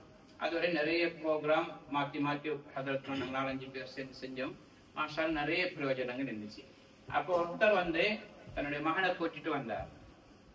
வந்து எனக்கு முன்னால தான் பேசினார். அதற்கு நான் பேர் கொடுக்கல. நாளைக்கு எப்படி மகனை கூட்டிட்டு வருவான்னு கேட்டார். மகனை வச்சுக்கொண்டு தான் பேசுறாரு. நான் சொன்ன பிரச்சனை இல்லை. அப்ப மகன் சொன்ன அப்ப நாளைக்கு வாங்கல கூட. அவன் இப்படி பார்த்தான். அவன் பார்த்த பார்வைக்குதே அது அந்த ஒரு அருவருப்பான ஒரு பார்வை. ஒரு இந்த என்ன சொல்றது, ஒரு எனக்கு எப்படி சொல்லிக்க தெரியல. அந்த பார்வைக்கு ரொம்ப வாப்பக ஒரு அற்பமான பிராணி மாதிரி பார்த்தாங்க. இப்படி ஒரு பார்வை. வாப்ப தலையை குடிச்சுக்கணும். இங்கே பிறந்து இங்க வளர்ந்தக்கூடிய எங்கள்கிட்டையும் ஓதினான் தான். வெபினால வந்து ஓதினவன் தான். எங்க அதற்கு மாட்டி ஓதினவன் தான். ஓதிட்டு இப்ப என்ன நடக்குது? நான் ஏன் சொல்றேன்டா, இப்ப இந்த பிள்ளைகள் நாங்க மதரசாக்கு கூட்டிட்டு வந்து ஓத வைக்கிறோம், இதனால இவங்க அவுலியா குஞ்சுகளா மாறுவாங்க நினைக்காதீங்க. இந்த பிள்ளைகள் ஒரு 10-12 வருஷம் தான் இங்க ஓதுவாங்க. அதுக்கு பிறகு டீனேஜர்ஸ் மிக முக்கியமான வயது. இந்த வயதில் அவர்கள் பாதுகாக்கப்பட வேண்டும், பதப்படுத்தப்பட வேண்டும். அதுக்கு நீங்க ரொம்ப கவனிக்கணும், கண்காணிக்கணும். ஒவ்வொரு நேரமும் என்னுடைய பிள்ளை மீது என்னுடைய கண்காணிப்பு இருக்க வேண்டும். எப்படி ஒரு பயிரை ஒரு விதையை போட்டு ஒவ்வொரு நாளும் அது முளைக்கிறதை பார்த்து வளர்றதை பார்த்து ஒவ்வொன்றா கவனிச்சு கொண்டிருக்கிறது மாதிரி அந்த பிள்ளைகளை நாங்க கவனிக்கணும். குல்லுக்கும் ராயின் வக்குல்லுக்கும் மஸ்ஊலுன் அன் ரஅய்யத்திஹி. நீங்க எல்லாம் பொறுப்புதாரிகள், ஒவ்வொருத்தரும் தன்னுடைய பொறுப்பை பற்றி விசாரிக்கப்படுவீர்கள். பாப்பமோட்ட பிள்ளைகளை பற்றி விசாரிக்கப்படும். கணவனிடத்தில் மனைவியை பற்றி, மனைவியிடத்தில் கணவனை பற்றி ஒவ்வொருத்தரும் விசாரிக்கப்படுவோம். இது ஹதீஸ் சகோதரர். என பிள்ளைகள் நேற்று கூட ஞாபகப்படுத்தினேன், www.com அல்ல, www. இது பிள்ளைகள் விஷயத்துல வச்சுக்கொள்ளுங்க. ஒன்றென்னா என்னுடைய who, என்னுடைய பிள்ளைகள் யாரோட பழகுறாங்க, எப்படியான ஆட்களோட அவனோட தொடர்பு இருக்குது, அவனோட கூட்டாளி மாதிரி யாரு, இதை பாருங்க. நான் சொன்ன ஹதீஸ் ஆரம்பத்துல நபி ஸல்லல்லாஹு அலைஹி வஸல்லம் சொன்னாங்க, அல் மரு அலா தீனி கலீலிஹி. ஒவ்வொருத்தரும் தன்னுடைய நண்பனுடைய தீன்ல தான் இருப்பாங்க. கூட்டாளியுடைய மார்க்கம் தான் மனிதன் வரும் சொன்னாங்க ரசூல் ஸல்லல்லாஹு அலைஹி வஸல்லம். கூட்டாளிய தன்மையில் அவனுக்கு எஃபெக்ஷன் உண்டாகும். மனிதன் ஒரு சூழல் பிராணி, சூழலால் பாதிக்கப்படுவான், மாறுவான். பச்சோந்தி மாதிரி மனிதன் எல்லாம் தன்னை வச்சுக்கிறான். நல்லவங்களோட பழகினா நல்லவனாக மாறுவான், கெட்டவங்களோட பழகினா கெட்டவனாக மாறிடுவான். இது மனிதனுடைய தன்மை சகோதரனே. நல்லவங்களோட பழகிறதானா பார்க்கணும். பல்யாந்து ரஹதுக்கும் மையுஹாலி சொன்னாங்க, உங்களை ஒவ்வொருத்தரும் பாருங்க, நீங்க யாரோட நட்பு வைக்கிறீங்க, என்ன கூட்டாளி யாரு, நல்லவனா நீனு நல்லவன், கெட்டவனா நீனு கெட்டவன். நீ பழகிறன்னு பொறுத்தான் உன்னை. ஒரு அரபி கவிஞர் சொல்றாரு, அனில் மாதிரி இல்லா தசல், அனில் மாதிரி இல்லா தசல். மனிதனை பத்தி அவன் நல்லவனா கெட்டவனான்னு கேட்காதீங்க. அப்சிர் கரீனஹு, அந்த கூட்டாளிய பாருங்க. ஃபைனல் கரீன பில் முகாரினி யக்ததி, என்ற கூட்டாளியை பின்பற்றுவான். இவன் யாரோட சேர்ந்து கொண்டிருக்கின்றானோ அதை போல இவனும் இருப்பான். நல்லவனோட சேர்றானா இவனும் நல்லவன், கெட்டவனோட சேர்றான் இவனும் கெட்டவன். இன்றைக்கு இல்லையா நாளைக்கு மாறுவான். அதனால நல்ல நண்பர்களோட என்னுடைய பிள்ளைகள் சேர்றாங்களா, அது ஆம்பளை பிள்ளையாக இருக்கலாம், பெண் பிள்ளைகளாக இருக்கலாம். இன்னைக்கு நிறைய வீடியோஸ் டிக்டாக்ல வருது. என்னென்னோ பேர் எனக்கும் தெரியாது, என்னென்னோ இன்ஸ்டாகிராம் மாதிரி புதுசு புதுசா நிறைய இருக்கு. அதுகள்ல வீடியோஸ் வருது. எங்க பொம்பளை பிள்ளைகள் டான்ஸ் ஆடி அதுக்கு பின்னாடி மியூசிக் எடிட் பண்ணி என்னென்னோ போட்டுக்கொண்டு விதவிதமா பெரிய பொம்பளைகளும் போடுறாளுங்க, அவங்களோட மகன்மாரும் போடுறாங்க, பொம்பளை பிள்ளைகளும் போடுறாங்க. எங்கட பிள்ளைகளுக்கு மொபைல் வாங்கி கொடுக்கறது கூடாண்டல்ல, ஆனா ரொம்ப கவனமா இருங்க. மொபைலுடைய பாவனைக்கு டைம் வைங்க. ஸ்மார்ட் போன் எடிக்ஷன், இது எப்படி ட்ரக் அடிக்ஷனோ இதே மாதிரி ஸ்மார்ட் போன் எடிக்ஷனும் ஒரு அடிக்ஷன். போன் எடிக்ஷன் எப்படி ஒரு எடிக்ஷனோ அதே மாதிரி தான் ஸ்மார்ட் போன் எடிக்ஷன். இதனால எத்தனையோ குடும்பங்கள் பிரிஞ்சிருக்கு, எத்தனையோ விவாகரத்து நடந்திருக்கு, எத்தனையோ குற்றங்கள் நடந்திருக்கு. அதனால எங்க பிள்ளைகளுக்கு போன் வாங்கி கொடுத்துருந்தா ஒரு ஒரு துப்பாக்கியை வாங்கி கொடுத்த மாதிரி அல்ல கத்தியை கொடுத்த மாதிரி கவனமாக இருக்கு. அந்த பிள்ளைகளோட எப்படி பாவிக்கிறாங்க நல்ல ஒரு கண்காணிப்போடு இருங்க. நீங்க எல்லாம் மேய்ப்பாளர்கள். எப்படி ஆடு மேய்க்கிறவர் தன்னோட ஆடை ஓனாய் பிடிச்சு கொண்டு போக கூடாது எந்த நேரம் கவனமா இருக்கிறாரோ அது போன்று இருங்க. நிறைய ஓநாய்கள் சுத்தி கொண்டிருக்கவே, ஆம்பளை பிள்ளைகளை பொம்பளை பிள்ளைகளை வழிகெடுக்கிறதுக்காக வேண்டி அது இது ஒரு ஓனாய் தான். ஸ்மார்ட் போன், கம்ப்யூட்டர், ரொம்ப கவனமா இருங்க. நல்ல முறை பாவிக்கிறாங்களான்னு பாருங்க. அதுக்கு மெயின் காரணம் அது எப்படி செய்ய பின்னால நான் சொல்றேன். அப்படிதான் பிள்ளைகளுடைய கவனிக்கணும், யாரோட பழகுறாங்க. அவங்களுடைய நீங்க அவங்க இன்ஸ்டாகிராம் வச்சுக்கிறாங்களா, நீங்க அதுல ஒரு மெம்பராக இருக்கும். பேஸ்புக் யூஸ் பண்றாங்களா, நீங்க அவங்களுடைய ஃப்ரெண்ட்ஸ்ல முதல்ல இருக்கணும். உங்களை பிளாக் பண்ணிட்டு வேற ஆக்களை போட்டிக்கிறாங்களா, இக்கன்னா உண்டாங்க இருக்கு. உங்களுக்கு பாக்கியெல்லாம் யூஸ் பண்றாங்களா, அங்க ஏதோ ஒன்று இருக்கு. மொபைல்ல பாஸ்வேர்ட் போட்டிக்கிறாங்களா உமா பாப்பாக்கு பாக்கிறதா அதை தூக்கி அடிச்சு மொபைல் எல்லாம் ஆக்குங்க. எந்த பாஸ்வேர்டும் பிள்ளைகளுக்கும் பாப்பா உமக்கு மத்தியில் இருக்கக்கூடாது. கணவன் மனைவிக்கு கூடிய இருக்கக்கூடாது. கணவனுடைய பாஸ்வேர்ட் வைஃப்க்கு தெரிஞ்சிருக்கணும், வைஃபுடைய பாஸ்வேர்ட் கணவனுக்கு தெரிஞ்சிருக்கணும். முதல்ல பாஸ்வேர்ட் இருக்கக்கூடாது. மற்றவங்க யூஸ் பார்த்துருவாங்க போட்டாலும் கணவன் மனைவிக்கு என்னன்னு தெரிஞ்சிருக்கணும் கட்டாயம். இன்னைக்கு எத்தனை பிரச்சனை வந்திருக்கு. மனைவி பாஸ்வேர்ட மாப்பிள்ளைக்கு சொல்லாம வைக்கிறான், கணவன் கம்ப்ளைண்ட் பண்றாரு. அது உங்களுக்கு என்னதுன்னு கேட்கிறான். அப்ப என்ன அர்த்தம்? என்னவோன்னு இருக்கு. நீங்க அழைத்த தொலைபேசி என்ன சொல்லுவாங்க, வேறொரு தொடர்பு கழிக்கின்ற நல்லா பாதுகாக்கணும் சார்.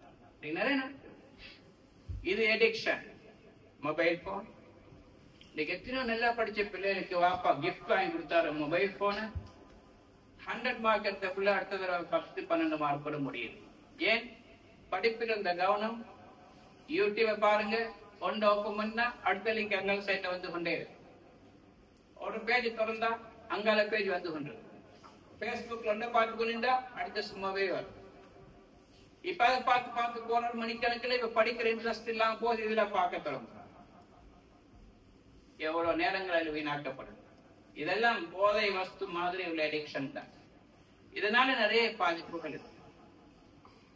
அப்ப என்ன, பிள்ளைகள் யாரோட பழகுறாங்க? முதலாவது W, ரெண்டாவது W வேயா, எங்க போறாங்க, எங்க போறாங்க, யாரோட போறாங்க, எங்க போறாங்க. பாப்பா விளையாடிட்டு வாருங்க, விளையாடத்தான் போறானா கொஞ்சம் போய் பாரு.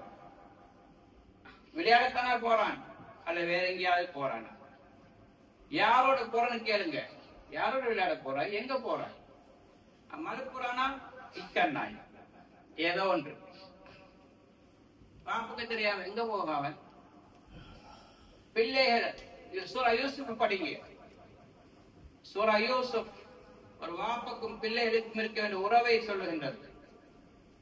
ஒரு வாப்பா, ஒரு தந்தை தான் உங்களுக்கு ஆக சிறந்த நண்பன். பிள்ளைகள் விளையும் கொள்ளுங்க.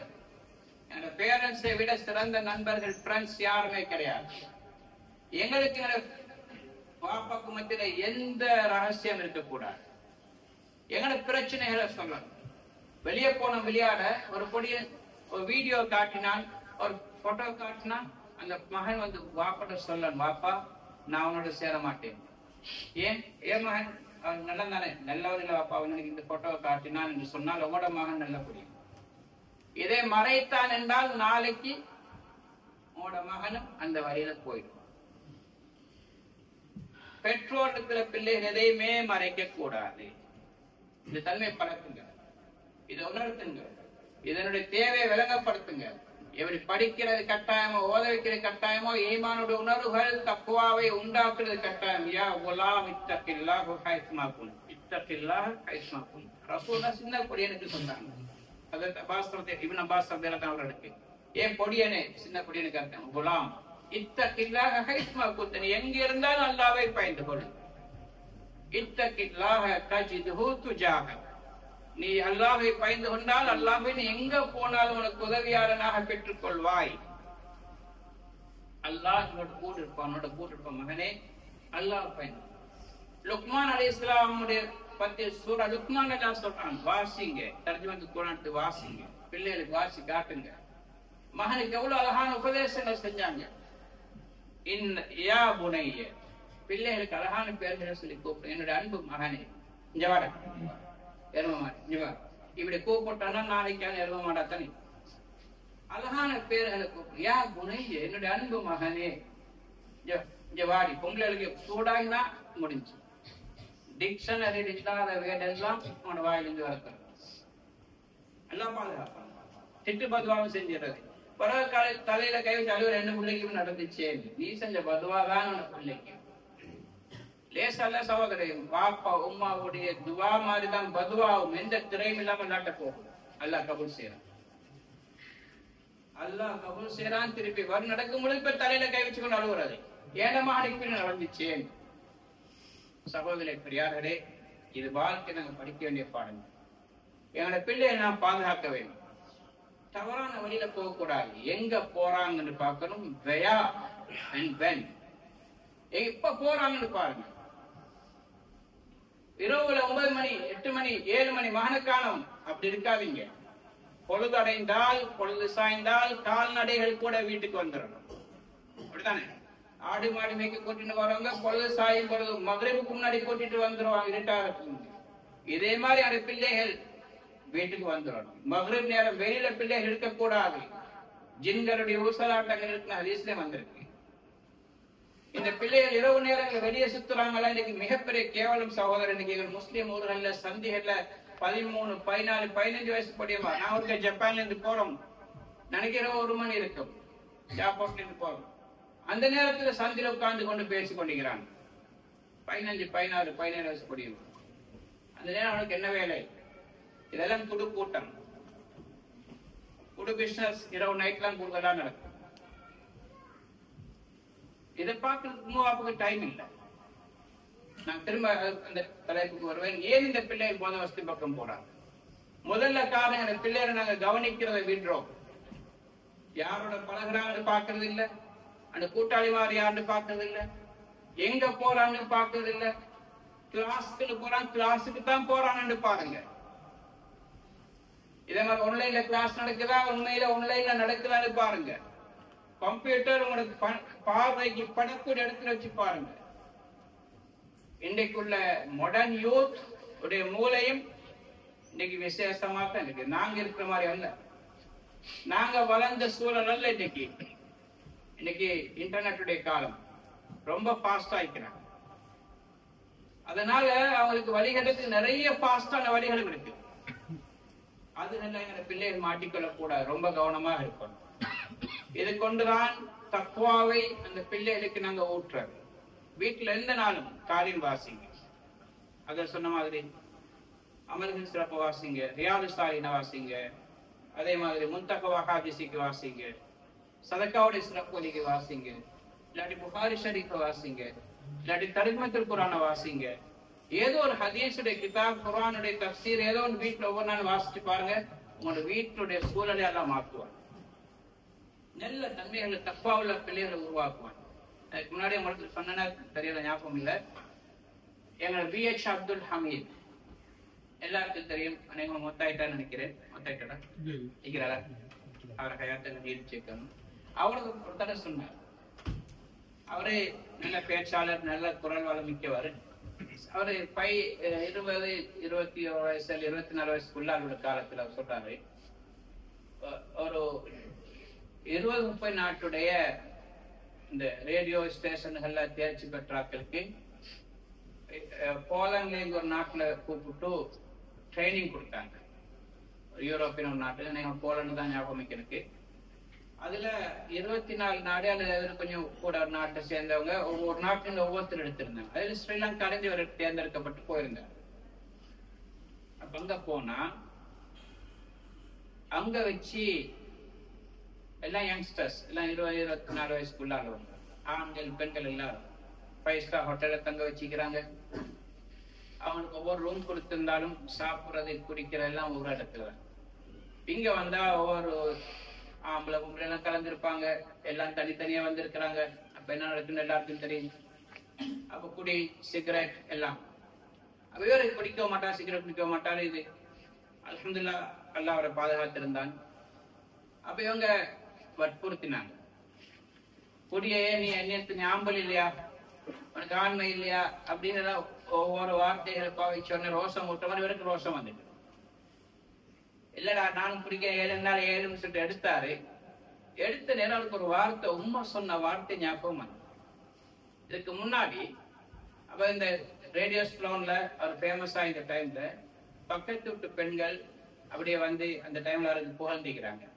இந்த வாழ்த்து சொல்லுவாங்களே, அவனோட மகன் மாஷா அல்லாஹ் நல்ல குரல் வளங்கள் இன்னைக்கு முழு ஸ்ரீலங்காலையும் ஃபேமஸ் ஆகிக்கிறாரு, இது உங்களுக்கு சந்தோஷம் தானே என்று சொன்னாங்க.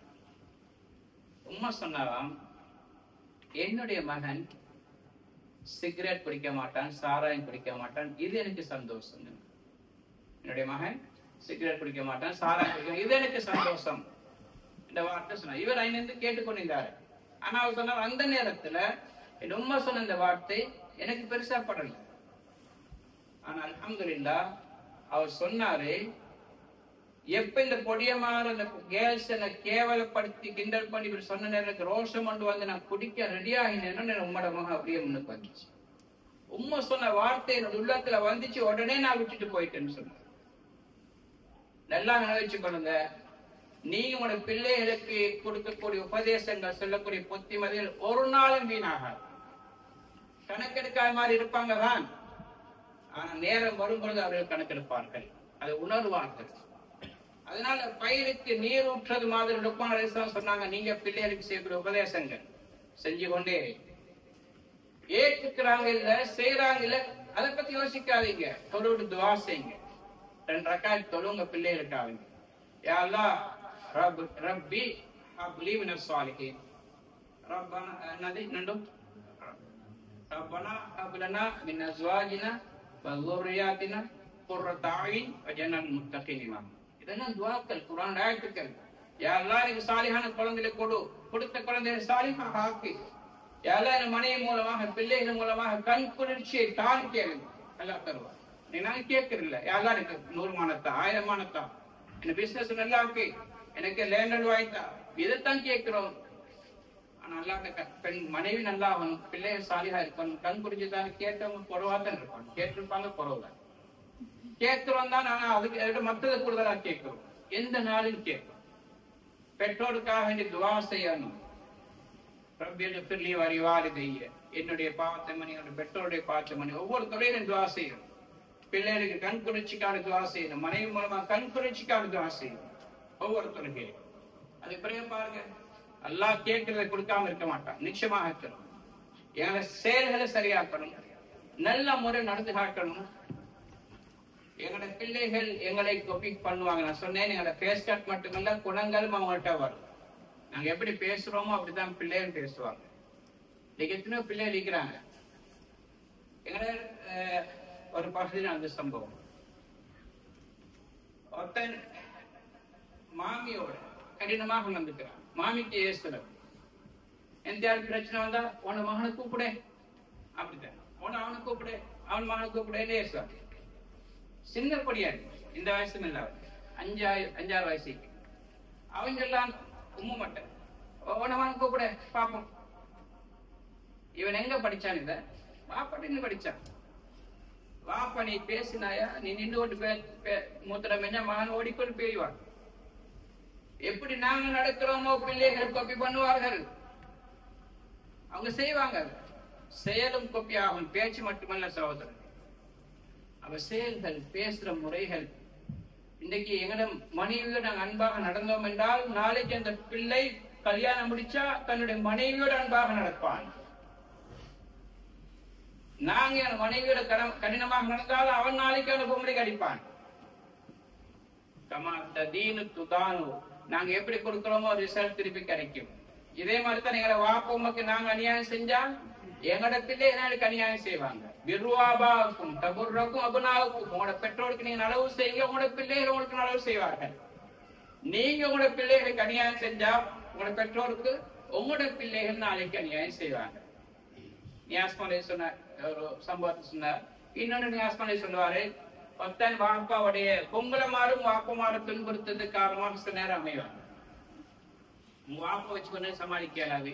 ஒரே வாப்பா விரும்புறதும் தும்புறதும் அப்படியும் இப்படியும், இல்லாட்டி ஒரே சாப்பாட்டுல குறை சொல்றதும், ஒரே அந்த வேலை இந்த வேலை செய்யறது. நானும் வாப்பம் ஒரு இடத்துல இக்கலாது வந்து அவரே இல்லாட்டி நானும் இல்லாட்டி உங்க உம்மோட இக்கலான்னு சொல்லுவாங்களே. அப்படி சொல்லி சொல்லி அவனுக்கு கேளாமட்டல. வாப்பாவுடைய குழப்பம் தாங்கியலாது, மனைவியுடைய கரைச்சல் தாங்கியலாது.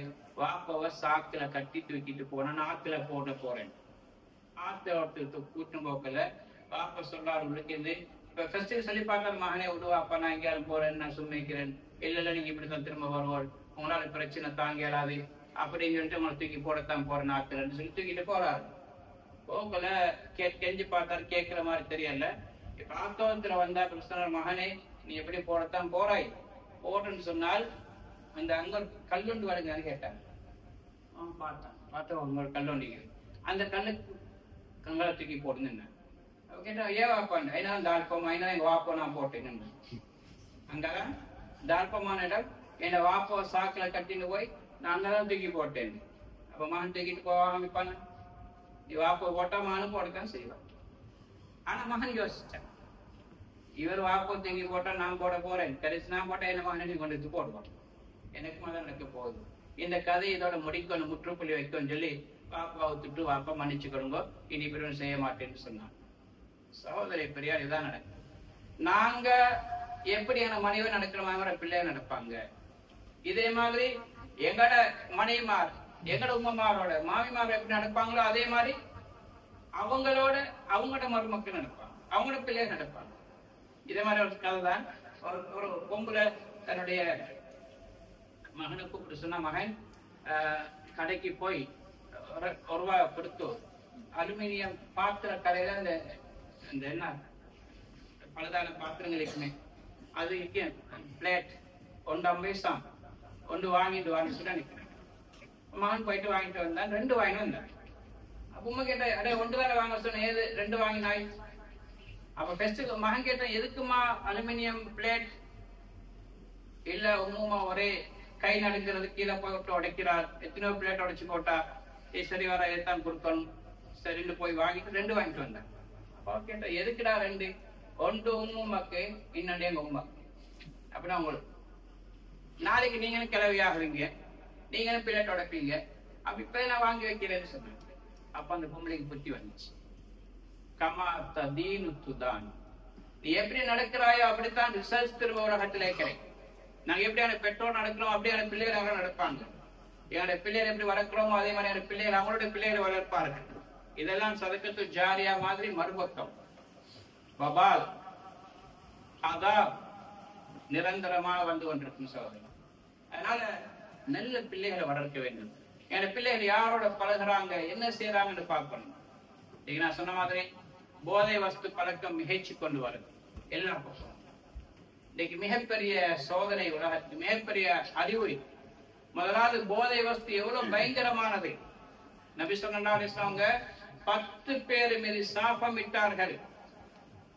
லான அல்லாஹுல் கம்ர வ ஷாரிபஹா வ பாயிஹா வ முப்தாஹா வ ஆசிரஹா வ முஹ்தசிரஹா வ ஹாமிலஹா வல் மஹ்மூலத் இலைஹி. அடுத்து வ ஆகில தமனி. 10 பேருக்கு ரசூலுல்லாஹ் பதுவா செஞ்சாங்க. அல்லாஹ் சாபமிட்டான் ஒரு ஹதீஸ் வருது. இன்னொரு ஹதீஸ்ல ரசூலுல்லாஹ் லானத் செய்தார்கள், சாபமிட்டார்கள். மதுபானத்தை சாபமிட்டார்கள், குடிக்கிறவங்களை சாபமிட்டாங்க. பசாக்கியக குடிப்பாற்றவன் ஊத்தி கொடுக்கிறான் ரெஸ்டாரண்ட்ல, இவர் குடிக்கிறவனும் இல்ல, இவர் சர்வர் மட்டும்தான், ஊத்தி கொடுக்கிறவன் மட்டும்தான், கிளாஸ் ஊத்தி கொண்டு கொடுக்கிறது, இவனுக்கும் அல்லாஹ்வுடைய சாபம். விக்கிறவன், வாங்குறவன், இவர் விக்கிற மட்டும்தான், அவன் வாங்குற மட்டும், அவன் வாங்குறது குடிக்கிறதுக்கும் இல்ல, அவன் யாருக்கும் வாங்கி கொடுக்கிறான், அவனுக்கும் அல்லாஹ்வுடைய சாபம் இருக்கு.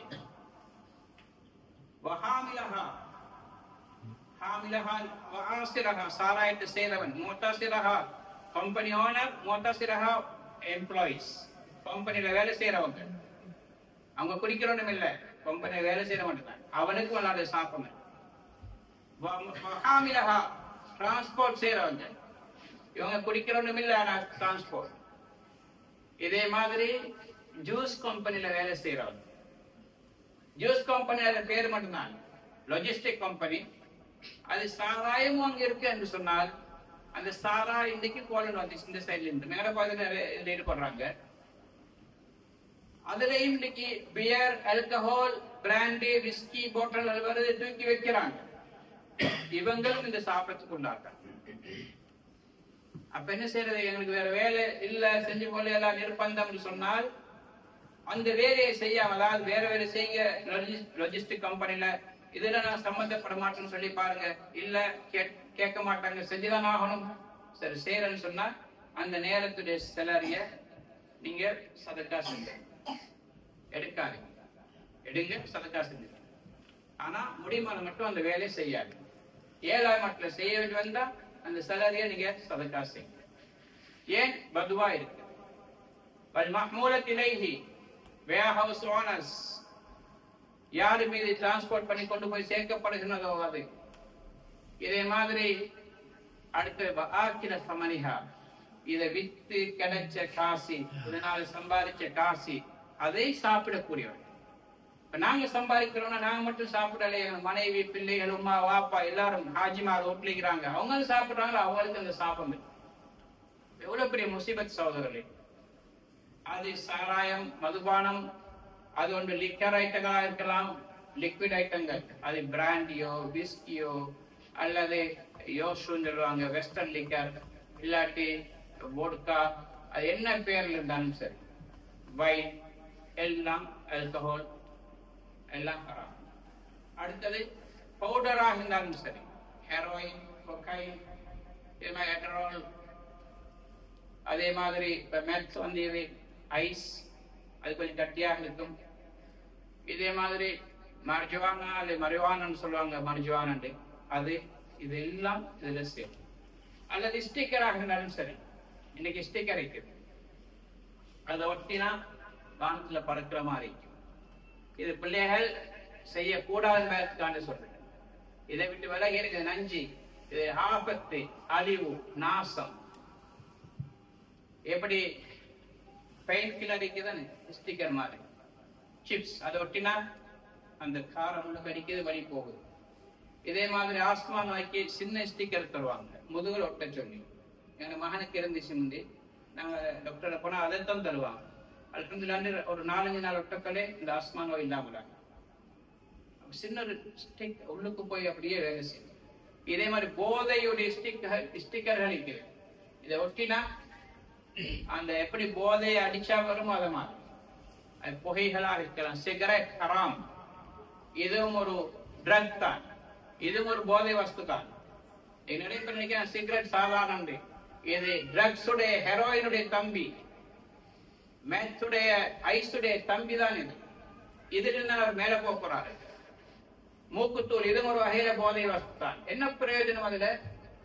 பிரயோஜனம் என்ன? கேன்சர் கிடைக்கும், புற்றுநோய் வரும், ஹார்ட் அட்டாக் வரும். இது மாதிரி நோய்கள் மாஷாலான்னு எல்லை இல்லாத நோய்கள் இருக்கு, வந்து கொண்டே இருக்கு. இதாவது சமுதாய சீரழிவு, தடைக்குறிவு, கேவலம், விதவிதமான நோய்கள், குடும்பங்கள பிரச்சனை, குடியை கெடுக்கும், ஆரோக்கியத்தை கெடுக்கும். குடிச்ச உடனே பல மாதிரி வரும், நல்ல கெங்கியாக மாறி தெரியும்.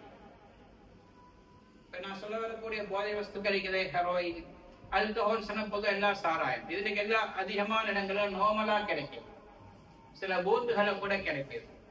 இன்னைக்கு ஹலால் ஜப்பான் எனக்கு சிலவங்க அதுல சில இதுகள்ல ஒரு சர்க்கேடு கீழே எழுதிருக்குது, நீங்க வாசிக்க தெரியாதனால அதுல எப்பல் போட்டோ போட்டிருக்கு, எப்பலால செஞ்ச சாராயம், அது ஹலாலான்னு கேட்டு அனுப்பிப்பாங்க.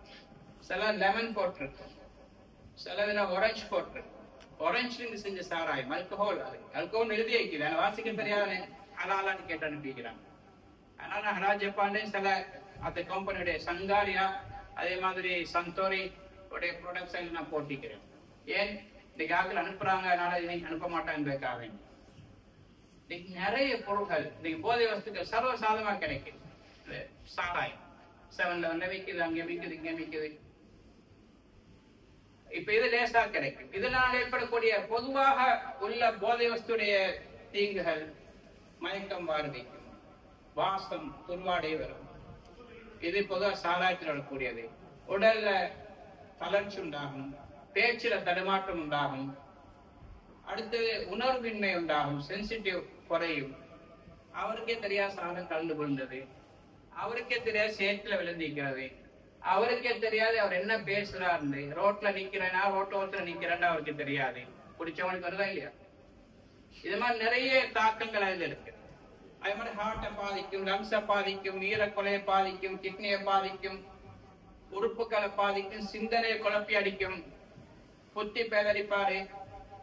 போன சனிக்கிழமை ஒரு கிழமைக்கு சரியா முன்னாடி நான் யாஸ்ல இருந்து நானும் மகனும் ஃபேமிலியும் வாகனத்துல வந்து கொண்டிருந்தோம். மகன் ஓட்டி கொண்டிருந்தா நான் பக்கத்துல இருந்தேன். அவரும் தாடி நிப்பா துப்பியோட. இடையில 2 போலீஸ்கார் நிப்பாட்டினாங்க. காத்தோட்டு வந்த ரோடு பார்த்தோன்னு சொன்னாங்க, சக்கே நீங்க குடிக்க மாட்டீங்க, போங்க நடக்கணும். எது சாராயம் செக் பண்றோம், போதை குடிச்சு போட்டு ஓட்டுறாங்களா. அப்ப எங்க ரூபத்தை பார்த்தோன்னே இவங்க குடிக்க மாட்டாங்கன்னு நினைக்கிட்டாங்க. சகோதரர்களே, இன்றைக்கு சாராயம் நல்ல விஷயம் ஏன் அவங்க தடுக்கணும்? 18 வயசு கீழே யாரும் சிகரெட் கூட வாங்க போக முடியாது, அது ஒரு குற்றம். இதெல்லாம் மோசமான விஷயங்கள். அதிலே குடியை கெடுக்க எழுதப்பட்டிருக்குது, சிகரெட் எழுதப்பட்டிருக்கு, புத்துநோயை உண்டாக்கும். Cigarette slow poison. சிகரெட் மூலமாக யாருக்காவது ஹார்ட் அட்டாக் வந்தது என்றால் மெதுவாக வரும், வராமிக்காது. எத்தனை பேரை பார்த்திக்கிறேன், சிகரெட்டை விட்டாலும் கூட பின்னாடி வரும், அது குணத்தை காட்டியே தீரும். ஸ்லோ பாய்சன் மெதுவாக உயிரை கொள்ளும், கேன்சரை உண்டாக்கும், ஹார்ட் அட்டாக் உண்டாக்கும். அதிலே எழுதிருக்கும் போது எவ்வளவு பெரிய முட்டாள் மடையன் அதை போய் குடிக்கிறான். அதிலே எழுதிக்குது நஞ்சு போட்டல, நஞ்சு நிறுத்தின யார் குடிக்கிறாங்க? குடிச்சவனை விட பெரிய முட்டாள் இல்லையா? தேன் போட்டல்ல நஞ்சு நிறுத்தி இருக்கு, குடிக்க மாட்டானுங்க, பயம் உயிர் போயிடும். சிகரெட்ல இது நஞ்சிலப்பா, உயிர் போகும், கேன்சர் வரும் எழுதப்பட்டும் கூட போய் குடிக்கிறாங்கன்னா இவரை விட அறிவாளி உலகத்தில் யார் இருக்க போறாங்க? அறிவாளி மட்டுமல்ல சகோதரர்களே, மார்க்கத்துடைய பார்வையில் சூசைடர் ஆகும். இன்னைக்கு தற்கொலை செய்து கொண்டவங்களுக்கு என்ன நடக்குன்னு ஹதீஸ்ல எல்லாருக்கும் தெரியும். நரகத்தில் நிரந்தரமாக இருப்பார்கள் என்று ஹதீஸ்ல வந்து, இவரும் சூசைடர் தான். கொஞ்சம் கொஞ்சமாக நெஞ்ச குடிச்சார், தெரியாம இல்லை, தெரிஞ்சு கொண்டுதானே. என்ன கிடைக்க போகல, என்ன இன்பம் இருக்குது? எடிக்ஷனை தவிர வேற எதுவும் கிடையாது. சிகரெட் இது கொஞ்சமா சில சந்தர்ப்பத்தில் இவர்களை தாண்டி இது எடிக்ஷன் கூடினா சாராயத்தின் பக்கம் போவாங்க, லேசா போவாங்க. சிகரெட் பழக்கம் இல்லாதது குடிகாரமாவது மிச்சம் குறவு, குடிப்பழக்கம் இல்லாதவங்க போதை வஸ்துக்கு போறதும் மிச்சம் குறவு. இல்லாதவங்க இருப்பாங்க குறவு. ஆனா இவங்க குயிக்கா போவாங்க, ஏன்னா படியால் ஏறிட்டாங்க, மேல போயிடுவாங்க, மேல ஒவ்வொன்றா முன்னேறுவாங்க. அப்ப ஆல்கஹால், அதுக்கு பிறகு உள்ளதான் போதை வஸ்துக்கள், ட்ரக்ஸ். ட்ரக்ஸ்ல ஒண்ணுதான் மரிவானா, ஹெரோயின், கொக்கைன், எடரோல், இதே மாதிரி எக்டசி, இப்படி நிறைய பேர்கள் இருக்கு. அதுல ஒண்ணுதான் மெத். மெத் சொன்னால் ஐஸ். இன்னைக்கு ஆக மோசமான போதை வஸ்து இன்னைக்கு நாட்டுல இன்னைக்கு மிகைச்சு கொண்டு வர. இன்னைக்கு அமெரிக்கால பல மில்லியன் மக்கள் இதால் பாதிக்கப்பட்டிருக்கிறாங்க. இது இருக்கக்கூடிய எல்லா போதை வஸ்துக்களையும் ஆக மோசமான போதை வஸ்து, 4 மடங்கு பவர்ஃபுல் ஹெரோயின், கொக்கைனை விட்டு. இதனால மனுஷன் என்ன நடக்கும்? 3-4 நாளைக்கு தூங்காமலே இருப்பான், பசி வராது, உடம்புல சக்தி நல்லா வரும். இத எதுக்கு யூஸ் பண்ணாங்கன்னா, ஹிட்லர் இதே மாதிரி இடதுசாரி வலதுசாரி 2 சோல்ஜர்ஸ்க்கும் கொடுத்தானுங்க, அந்த படையினருக்கு. இதை கொடுத்தது காரணம் நல்லா யுத்தம் செய்யும், இத உணர்ச்சிகள் மிகைக்கும், வன்முறை தன்மை உண்டாகும். இது பொதுவா எல்லாத்துலயும் இருக்கிற, இதுல 4 மடங்கு. இப்ப என்ன நடக்கும்? போதை வஸ்துக்கு உள்ளானவர்களுக்கு உம்மாவையும் மகளையும் மனைவிக்கும் வித்தியாசம் தெரியாது. இன்னைக்கு 2 ஒரு மாதிரி தான் வருது. ரோட்ல போற பொம்பளையும் அதையும் காமத்தினால அழிக்க பார்ப்பான். இன்னைக்கு மனிதன் மிருகமாக மாறுகிறான், போதை வஸ்தின் காரணமாக வன்முறையில் இறங்குகிறான். கற்பழிப்புகளிலே கல்லூரி மாணவிகள், சின்ன பிள்ளைகள் என்று சொல்லி 6 வயசு 7 வயசு பிள்ளைகள் கற்பழிக்கிறான்களே, இதெல்லாம் மெயின் காரணம் போதை வஸ்துடைய எஃபெக்ஷன். மனிதனை மிருகமாக மாத்துது, அவன் கண்ணுக்கு தெரியாது. இப்ப ஸ்ரீலங்காவில் கூட எத்தனையோ மாடி உயரத்திலிருந்து சின்ன குழந்தையை தூக்கி வீசினான் ஒருத்தன், போதை வஸ்துக்கு அடிமையானவன். இதே மாதிரி 80 வயசு பொம்பளைய கற்பழிச்சு கொலை செஞ்சிறாங்க. இன்னைக்கு சின்ன 6-7 வயசு பிள்ளைகள் கற்பழிச்சு கொலை செஞ்சிறாங்க. இது மாதிரி எத்தனையோ வன்முறைகள், கொலைகள். போதை வஸ்துக்கு அடிமையாகிட்டு என்ன செய்வாங்க? இப்ப காசு தேவை, கையில இருக்கிற காசு முடிஞ்சா ஃபர்ஸ்ட்டுக்கு இவன் என்ன செய்வாங்க? நல்ல பணக்கார பிள்ளைகளை டார்கெட் பண்ணுவான். வாப்ப வெளிநாட்டுல இருக்கிறாங்களா, இன்னும் நல்ல சந்தர்ப்பம் கணக்கேற்குமே, நல்லா பால் ஒரு மாடு தான் டார்கெட் பண்ணுவான். எப்படி செய்வாங்க? ஃபர்ஸ்ட் ஃப்ரீயா கொடுப்பானுங்க. அது எப்படி செய்யறாங்கன்னா, இந்த மெத்தட் சொல்றது கல்கண்டு மாதிரி இருக்கு, கிறிஸ்டல் டைப்ல. இப்ப இந்த ஜப்பான்ல நீங்க பார்த்திருப்பீங்க, ராக் சுகர் நிக்குது, கேம் சூப்பரா நிக்குது. நீங்க எத்தனை பேர் ஹலால் கேட்டு அனுப்பிக்கிறாங்க. அது சுகர் கட்டியாது, அதே ஷேப்ல இருக்கு, ஐஸ் கட்டி மாதிரி சின்ன துண்டு. ரொம்ப பவர்ஃபுல்லானது. ஒரு சொட்டு நாட்களை வச்சா போதும், அவருடைய உணர்வுகள் எல்லாம் வித்தியாசமாகும். பெரிய உடம்புல சக்தி வந்த மாதிரி தெரியும், உணர்ச்சிகள் மேய்க்கும். ஆனா அதே நேரத்துல கொஞ்ச நாள் அதுக்கு பிறகு அப்படியே சூம்பிடுவார். பெலூன் அப்படியே ஊதி பெருசா இந்த மாதிரி எப்படி சூம்பி போகுதோ இதே மட்டும் நிலம் உண்டாகும். நடந்துக்க சீத்தம் இல்லாது, எலுமினா உட்கார உட்கார்ந்து எலுமிக்க இயலாது, நடந்து கொள்ள இயலாது, கைதாகி முகம் அப்படியே அந்த என்ன சொல்லுவாங்க, ஜொம்பின்னு சொல்லுவாங்களே, அப்படியே கோணலான மாதிரி முகங்கள் மாறி முகத்தில் அழகு போயிடும். நல்ல அழகான ஆண்கள் பெண்கள் எல்லாம் இந்த போதை வஸ்துக்கு அடிமையாகி இன்னைக்கு தன்னை அழகை இழந்த நிறைய பேர் இருக்கிறார். இந்த மாதிரி எடிக்ஷனுக்கு பிள்ளைகள் ஆகிவிடுவார்கள். டார்கெட் பண்றாங்க கல்லூரி மாணவர்கள், யூனிவர்சிட்டி ஸ்டூடெண்ட்ஸ். இன்னைக்கு ஸ்ரீலங்கால 2022 மட்டும் கிட்டத்தட்ட 5000 பேர் ஸ்டூடெண்ட்ஸ் ஜெயில இருந்தாங்க. போதை வஸ்துவின் காரணமாக, இது பாவிச்சதின் காரணமாக. இது எத்தனையோ பேர் டாக்டர் ஆக வேண்டியவர்கள், என்ஜினியர் ஆக வேண்டியவர்கள், BA MA பட்டதாரிகள், லோயர் ஆக வேண்டியவர்கள் போதை வஸ்துக்கு அடிமையாகி அவர்கள் குற்ற செயல் ஈடுபட்டு ஜெயில்கள் அடைக்கப்பட்டார்கள். சிலவங்க பைத்தியக்கார ஹாஸ்பிட்டல்ல அங்கொடல அட்மிட் பண்ணப்பட்டிருக்கிறார்கள். லேசான விஷயம் அல்ல சகோதரர்களே, எங்கள் சமுதாயத்தை நாங்கள் பாதுகாக்க வேண்டும். மிகப்பெரிய கொடூர அரக்கன் தான் இந்த போதை வஸ்து. இந்தியால தமிழ்நாட்டுல 3 மாவட்டங்கள்ல 168 ஸ்கூல்ல 3000 ஸ்டூடெண்ட்ஸ் எடுத்து அங்க சேவை பண்ணினாங்க. செக் பண்ணத்துல 9% மாணவ மாணவிகள் போதை வஸ்துக்கு எடிக்ட் ஆகிருந்தாங்க. 9%. லேசன்லேமோ ஒரு ஊர்ல ஒருத்தர் இருந்தா போதும், ஒரு ஸ்கூல்ல ஒருத்தர் இருந்தா போதும், இந்த ஸ்கூலே நாசமாக்கிடுவான். போதை வஸ்து லேசான அல்ல. இதை விட்டு என் சமுதாயத்தை நாங்க பாதுகாக்க வேண்டும். எல்லாரும் பொறுப்புதாரிகள். மஸ்ஜிதுல நிர்வாகிகள் பொறுப்புதாரிகள், ஸ்கூல்கள் நடத்துறாங்களோ அவங்க பொறுப்புதாரிகள். இதே மாதிரி நான் கம்பெனி ஓனரா நாங்க பொறுப்புதாரிகள். எங்களோட பிள்ளைகள், என் நண்பர்கள், எங்களோட கூட இருக்கிறவங்க போதை வஸ்துக்கு எடிக்ஷன் ஆகிக்கிறாங்களான்னு எப்படி பார்க்கறது? அந்த பொடியமான நடத்தைகளை பாருங்க. இந்த போதை வஸ்துடைய தன்மையில் ஒன்றுதான் மூட் சேஞ்சிங்.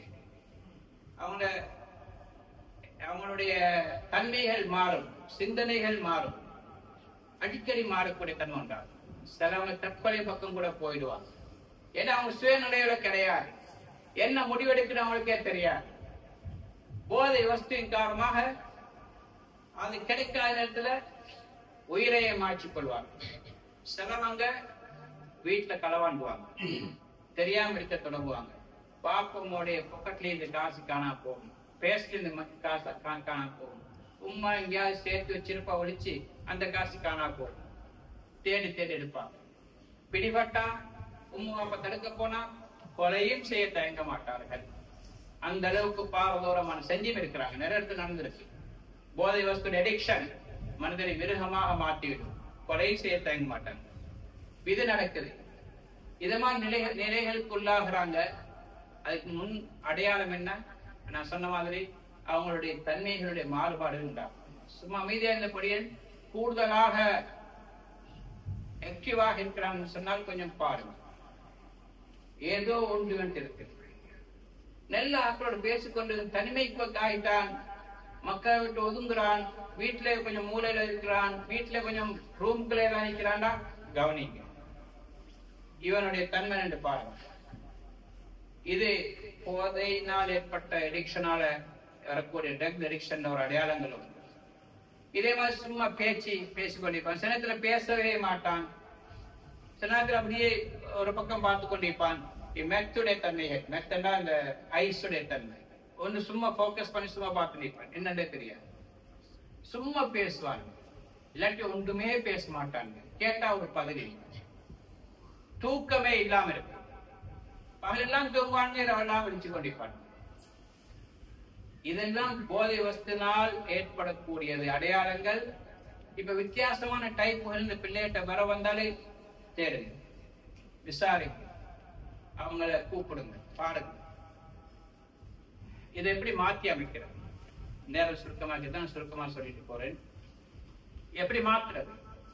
போதை வஸ்துக்கு அடிமையானவங்களை திருத்தலாமா? அது அவங்க இருக்கக்கூடிய நிலைமையை பொறுத்து, எந்த லெவல்ல இருக்கிறாங்கன்றதை பொறுத்து தான். ஆரம்ப கட்டமாக இருந்தால் அட்வைஸ் பண்ணணும் பேரண்ட்ஸ் அவருக்கு புத்தி சொல்லணும். நான் சொன்னேன், ஆரம்பத்திலிருந்தே நீங்க வீட்டுல தாலீம் வாசிக்கிறீங்க, குர்ஆன் ஹதீஸை வாசிக்கிறீங்க, புத்திமதி சொல்லிக்கொண்டியவன் உருவாக்கிட்டு வந்து நிலைமைக்கு வந்திருக்காது. இதை விட்டத்தினால் ஏற்பட்டவுடைய பாதிப்பு தான் பிள்ளைகள் நிலைமை இப்படி போயிட்டு. சில நேரத்துல மீறி போயும் இருக்கலாம். அட்வைஸ் பண்ணுங்க. மதுபானத்துடைய பாரதூரத்தை சொல்லுங்க. நான் சொன்ன 10 பேருக்கு சாப்பிடும், அதுல நீ ஒருத்தனா இருக்கிறாய், இதனால ஒரு வாழ்க்கையே நரகமாகும்.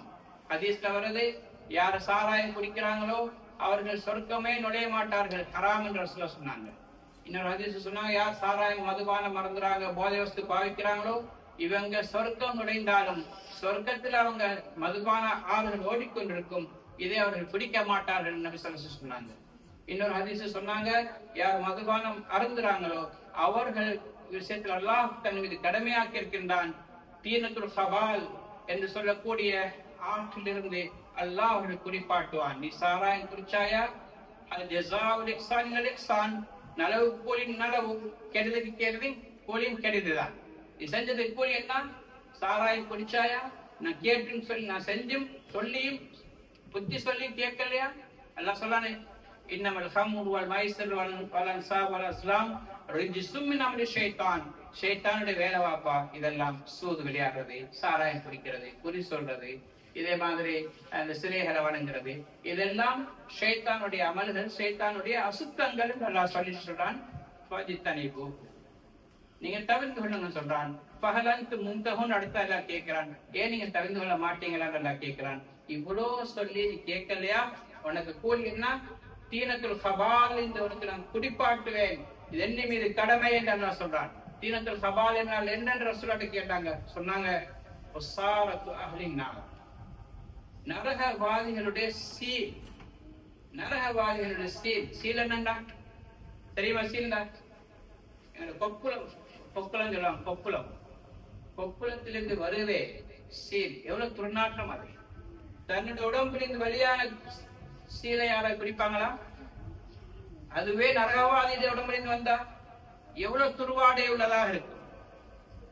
அதுல ஒரு சொட்டு இந்த பூமியில போட்டால் எந்த புட்பூண்டும் பூக்காது, எந்த முளைக்காது, முழு உலகத்துல வாழ்க்கையை நாசமாக என்று ரசூலுல்லாஹ் சொன்னாங்க. அந்த அளவுக்கு பயங்கரமானது. அதைத்தான் குடிப்பார்கள். குடிச்சுதான் ஆகணும், எல்லாம் குடிப்பாட்டுவான். இது யாருக்கு? மதுபானம், போதை வஸ்து, சிகரெட் பாவனையாளர்கள், போதை வஸ்து கடுமையானவர்களுக்கு. தௌபா செய்ய அவங்க மௌத்தாகினால் இந்த தண்டனை என்று அல்லாஹ் சொல்லிக்கிறான். விளங்கப்படுத்துங்க, பிள்ளையாருக்கு சொல்லுங்க, புத்தி சொல்லுங்க. உங்களோட புத்தி சரி வரல, ஹபருங்கிற கூட்டிட்டு வாங்க. ஸ்கூல் நிர்வாகத்தினர் இதுக்கு ஆக்ஷன் எடுங்க. என்னுடைய பிள்ளைகளுக்கு இது சம்பந்தப்பட்ட அட்வைஸை பண்ணுங்க. அதுக்கு பிறகு கேட்கல, டாக்டர்ஸ் மார்ட்ட கூட்டிட்டு போங்க, அவங்களுக்கு கூட அட்வைஸ் பண்ணுங்க.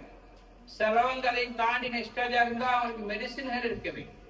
இந்த போதையுடைய வெறுப்பு உண்டாக்குறதுக்கு, சிகரெட்டை வெறுப்பு உண்டாக்குறது சில வழிகள் இருக்குது. இதை உண்டாக்கி அதை தூரமாக்குங்க. இதுக்கும் முடியலையா, போலீஸ் மூலமாக உதவித்தேன். தஞ்சாவதில காப்பாற்ற பாருங்க.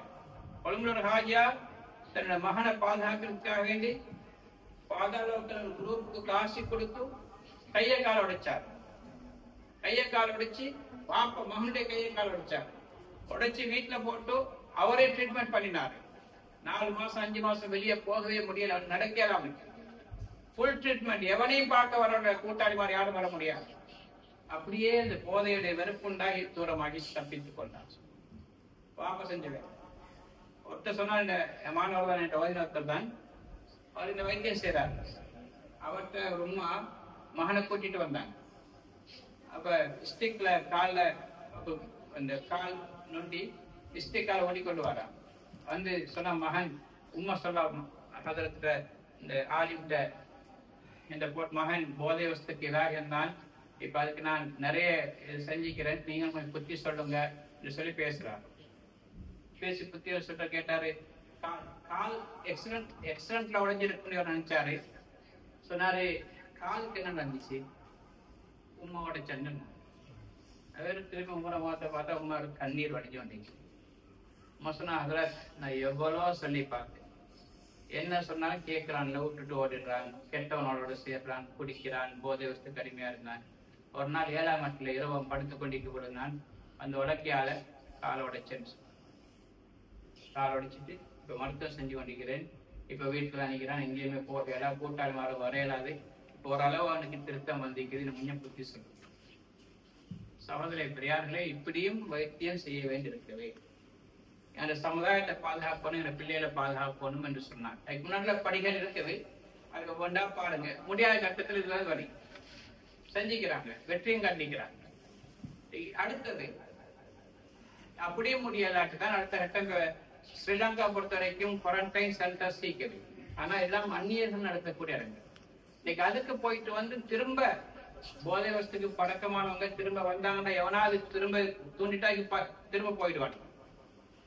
அப்ப அங்க சில திருத்தங்கள் மாற்றங்கள் உண்டாக்குறாங்க. ஆனா முழுமையான திருத்தம் உண்டாகாத காரணம் என்ன? இஸ்லாம் சொல்லக்கூடிய வழிமுறைகள் அங்க பேணப்படுவதில்லை.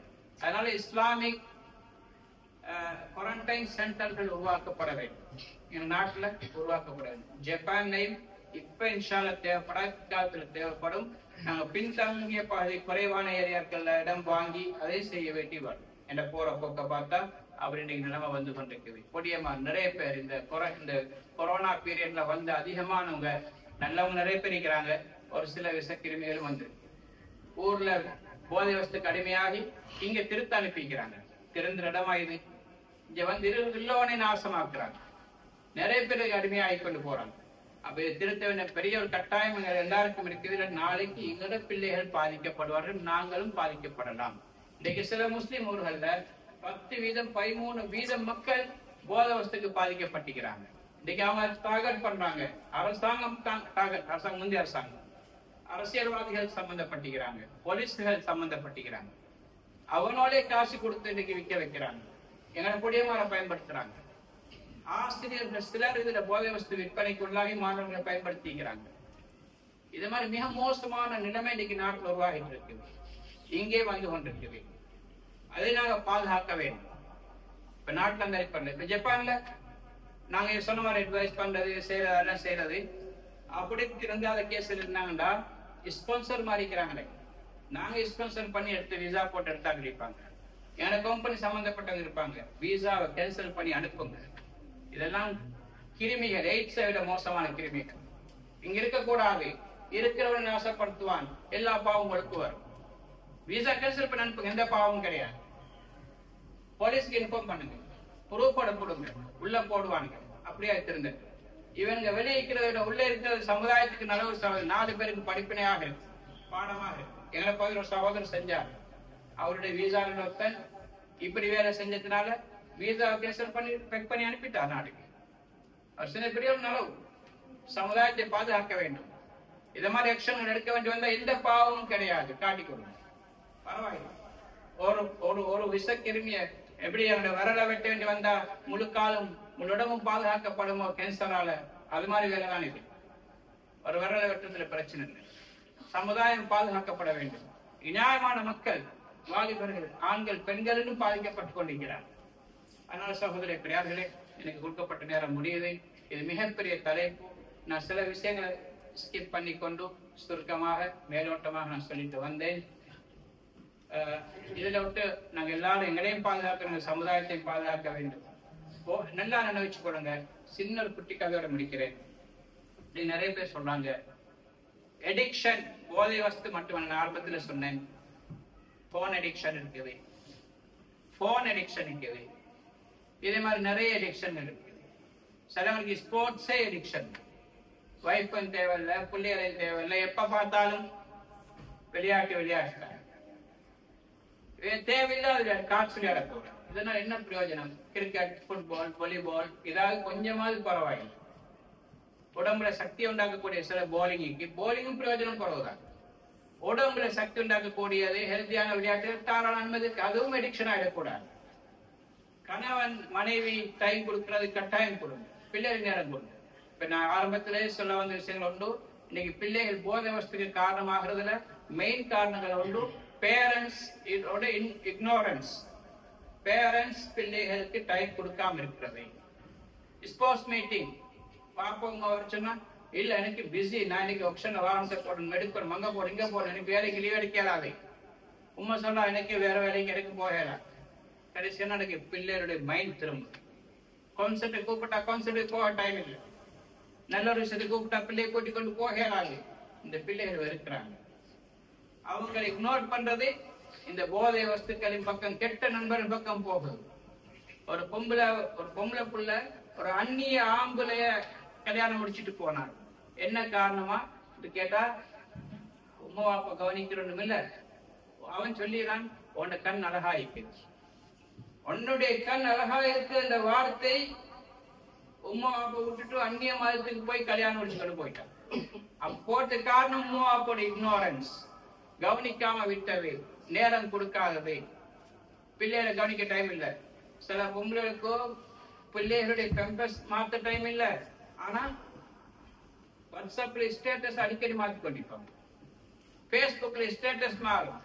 பிள்ளையோட பெம்பஸ் சொன்ன மாட்டேன், அது மூத்திரம் பேஞ்சு வடிஞ்சு தொங்கி கொண்டிருக்கு. இங்க இல்ல, இப்ப இல்ல கரண்ட் ஒரு மாதிரி இருக்கு. இந்த பெம்பஸ 3 hour இத்தனை hour தான் டைமும் இருக்குது, சும்மா போட்டு வைக்கணும். யூரின் பாஸ் பண்ணாட்டி கூட பேஞ்சிட்டு உடனே மாத்தணும். யூரின் இன்ஃபெக்ஷன் வருது, அந்த பிள்ளைகள் கொஞ்சம் காலமாக யூரின் இன்ஃபெக்ஷனுக்குள்ளாகும், இந்த பகுதிகள் புண்ணாகுது. என்ன காரணம்? இதுகள் தான். உள்ளுக்குள்ள நோய்கள் உண்டாகுது. உம்மா வாப்பா நோயாளியாக தன்னுடைய பிள்ளைகளை மாற்றுகின்றார்கள். இதெல்லாம் எடிக்ஷன், உம்மா வாப்பா எடிக்ஷன். பிள்ளைகளை புறக்கணிக்கிறது, அந்த பிள்ளைகளை இஸ்லாத்துக்கே தூரமாக்குது, போதை வஸ்துக்கு அடிமையாக்குது. என்ன சகோதர பெரியார்களே, இதுல எல்லாரும் கவனம் செலுத்துங்க. எனக்கு சேர்த்து தான் நான் பேசுறேன். என்னுடைய பிள்ளைகள் மதரசால ஓதுறாங்க, மாஷா அல்லாஹ் நல்லா இருக்கிறாங்கன்னு சொல்லி நான் நினைக்கல. அந்த பிள்ளைகளும் பாதுகாக்கப்பட வேண்டும். இன்னைக்கு எடிக்ஷன் என்று சொன்னது நாங்க தான் அதை பிடிச்சு கொண்டிருக்கிறோம், அது எங்களை பிடிக்கல. பிடிக்காதுன்னு சொல்ல வந்தானே, ஒரு ஒத்தறிந்தாரு சாராயம் குடிச்சு போதை அவருக்கு அடிமையாகிட்டார், போதைக்கு அடிமையாகிட்டார். சாராயம் இல்லாட்டி இருக்கல. ஆனா அவருக்கு ஒரு நாள் வெறுப்பு தட்டுச்சு. எவ்வளவு நாளைக்கு தான் குடிக்கிறது? குடிச்சா சண்டை, வீட்டுல பிரச்சனை, மனைவி வானம் சொல்றா, பிள்ளைகள் வானம் சொல்றாங்க, இதோட நிப்பாட்டணும்னு ஒரு முடிவெடுக்க வந்துட்டாங்க. எந்த ஒரு பழக்கமா இருந்தாலும் நாங்க உறுதியான ஒரு முடிவு எடுத்துட்டோம்டா அல்லாஹ் உதவி செய்வான். அல்லாஹ் இது கிடையாது, முதல்ல உறுதி வரும், விடணும் தன்மை வரணும். இப்ப யோசிக்கிறார் எப்படி விடுறது, விடணும் ஆசை விட்டுக்கொள்ள ஆசை வராதனை பிடிச்சி எவ்வளவுதான் புத்தி சொன்னாலும் அவன் அடுத்த எல்லாத பக்கம் போட்டான் செய்வான். முதல்ல அவனுக்கு ஒரு விருப்பம் உண்டாகணும், அவன் ஒரு உறுதியான முடிவு எடுக்கும். நான் இந்த போதை பழக்கத்தை விட வேண்டும், சிகரெட்டை விடணும், சாராயத்தை விடணும், இந்த போன் அடிக்ஷனை விடணும், உறுதி பண்ணணும் முதல்ல. அதுக்கு பிறகு தேடுறார். அப்ப துறவி போறாரு. மற்ற இவற்றை துறவி நல்ல எல்லாத்தையும் துறந்து வாழ்றவர், இவர்கிட்ட புத்திமதி கேட்போம். அவரு பின் போனாரு. அவருடைய இடத்துக்கு போய் சொன்னாரு, உதாரணமா ஹசரத், எனக்கு இந்த பிரச்சனை நான் விட ஆசைப்படுறேன், என்னால விட முடியல. ஆனா விட ஆசை இருக்கு, என்னால விட முடியும், இதுக்கு நான் அடிமையா இருக்கிறேன். சொன்னார், அப்படியே சரி, நாளைக்கு காலையில 10 மணிக்கு வாங்கன்னு சொன்னார். ஏறு போனார். போயிட்டு அடுத்த நாள் 10 மணிக்கு வராரு. வந்தா இவரு தேங்காய் மரத்தை துறவை கட்டி பிடிச்சு கொண்டிருக்காரு, ஹசரத் கட்டி பிடிச்சிருக்காரு. அவர் சொன்னாரு, நீங்க எனக்கு இன்னைக்கு வர சொன்னீங்க 10 மணிக்கு, நான் வந்திருக்கிறேன். அவர் சொன்னாரு, இல்ல நீங்க போங்க, போயிட்டு நாளைக்கு வாங்க சொன்னார். அப்ப நாளைக்கு திரும்ப வராரு. 10 மணிக்கு வந்தாரு, திரும்ப மரத்தை கட்டி பிடிச்சிருக்காரு. திரும்ப சொன்னார், நாளைக்கு வாங்க. சரி போனார். இவர் உள்ளத்துல ஆசை இருக்கு, நான் திருந்தணும், விடணும். இவர் சொல்லுவார், புத்திமதி கேட்கணும். 3ஆம் நாள் வராரு. வந்தாலும் மரத்தை கட்டி பிடிச்சு கொண்டிருக்காரு. சொன்னாரு, நாளைக்கு வாங்க. சொன்ன நாளைக்கு வர பிரச்சனை, நீங்க ஏன் மரத்தை கட்டி பிடிச்சிட்டீங்க, விடுங்களே. இல்ல மரம் என்ன விடுதில்லை, என்ன மரம் என்ன விடுதில்லை. இவன் சிரிச்சுட்டு சொன்னா, மரம் எங்க உங்களை பிடிச்சிட்டீங்க, நீங்க தான் மரத்தை பிடிச்சிட்டீங்க. அவர் கையை விட்டுட்டு சொன்னாரு, போதை வஸ்து உங்களை பிடிச்சி நிக்கல, நீங்க தான் பிடிச்சி நிக்க. சாராயம் உன்னை பிடிச்சி நிக்கல, நீ தான் சாராயத்தை பிடிச்சு கொண்டிருக்கிறாய், விடு. நீ எப்படி நான் கையை விட்டுட்டு வந்து உனக்கு விட்டுட்டு வரையிலும். எந்த பழக்கங்களை என்னால் விட முடியாது நினைக்கிறீங்களோ விட முடியும். நீங்க தான் பிடிச்சு கொண்டிருக்கிறீங்க, விட முடியும். விட்டு பாருங்க, ஏழும். ஏழாதுன்னு கிடையாது. ஏன் நீங்க படுக்கும்போது குடிச்சு கொண்டா பிறந்தீங்க, குடிச்சு கொண்டா போதை வஸ்துக்கு அடிமையானீங்க. கேட்டு பாருங்க அடிமையானவங்கள்ட்ட. சிகரெட்டுக்கு அடிமையான குடிச்சு பிறக்கும் பொழுதா? இல்லையே. இடையில வந்த பழக்கம் தானே, ஏன் விட முடியாது? தாராளமா விடணும். முதல்ல உறுதி கொள்ளுங்க, என்னால முடியும். பிறகு வழியை தேடுங்க, நிறைய வழிகள் இருக்கு. அல்லாஹ் எனக்கும் உங்களுக்கும் இந்த முழு சமுதாயத்துக்கும் இந்த போதை என்ற அரக்கனிலிருந்து எல்லா விடுதலை என்ன செய்வாக்குவானாக. இதிலிருந்து முழுநாட்டு எல்லா பாதுகாத்தருவானாக.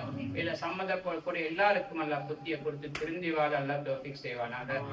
சில விஷயங்கள் எனக்கு டைம் இல்லை வச்சுட்டேன். அதில் ஒன்றுதான் இங்க கொண்டு வரதை கொடுத்து அனுப்புறது எல்லாம் இருக்குது. யாருடைய சாமானையும் தயவு செய்து எடுத்துட்டு வராதீங்க, என்னவாக இருந்தாலும் சரி. அப்படி கொண்டு வரணும்னா நல்ல மக்கள் தாராங்கன்னா திறந்து பார்த்து செக் பண்ணியே எடுத்துட்டு வாங்க. போதை வஸ்து கடத்தல் பேர்ல வந்தா அதுக்கு பெரிய தண்டனை இருக்கு. சில நாடுகள்ல மரண தண்டனை இருக்கு. மலேசியால மரண தண்டனை, நிறைய நாட்டுல மரண தண்டனை வச்சுக்கிறாங்க. நாங்க டிக்ளரேஷன் ஃபார்ம் எழுதுறோம், நாங்க அடுத்தவங்க சாமான் எடுத்துட்டு வரலாம். இப்ப அவன் ஸ்கேன் பண்ணி பார்ப்பேன், எல்லா ஸ்கேனிங் மிஷின் வந்துட்டுது. காட்டிட்டு இருந்தா உள்ளுக்கு எவன்டோ சாமான், அடுத்தவங்க சாமான் நான் கொண்டு வரணும்னு நிர்வகிக்கிறேன். அடுத்தவங்க சாமானுக்குள்ளால இருந்துச்சு, அது உங்களோட சாமான் தான், உள்ள போட்டோம். விசா கேன்சல் பண்ணலாம், தூக்கு தண்டனை கூட தரலாம், மரண தண்டனை கூட தரலாம். அதனால யாருடைய சாமானை கொண்டு வராதீங்க. கொண்டு வர நிறைய பேர் இப்படி மாட்டிக்கிறோம். புழு தூள், மூக்குத்தூள், அது மாதிரி என்னென்ன பொருள்களை இன்னைக்கு டெனிங் கல்சனுக்குள்ள சின்ன பெல்ட் மாதிரி அதுக்குள்ளால வச்சு அனுப்பிக்கிறாங்க. கொச்சிக்கா வைக்குது, கொச்சிக்கா சிலி, அதை வெட்டி அதுக்குள்ளால வச்சு அனுப்பிக்கிறாங்க. முருங்கைக்காக்குள்ளால வச்சு அனுப்பிக்கிறாங்க, உடைச்சு அது இதாக்கி. அவனோட மூளை எக்ஸ்ட்ரா ஓடனரி, அவனை சிந்திக்கிற மாதிரி எங்களுக்கு சிந்திக்காதா, அப்படியெல்லாம் வச்சு தராங்க. மாட்டிக்கொள்வீங்க, கவனமா இருங்க. எல்லாம் இன்னும் பாதுகாத்தா. மன்னிச்சு கொள்ளுங்க, கொஞ்சம் 10 நிமிஷம் லேட் ஆயிடுது.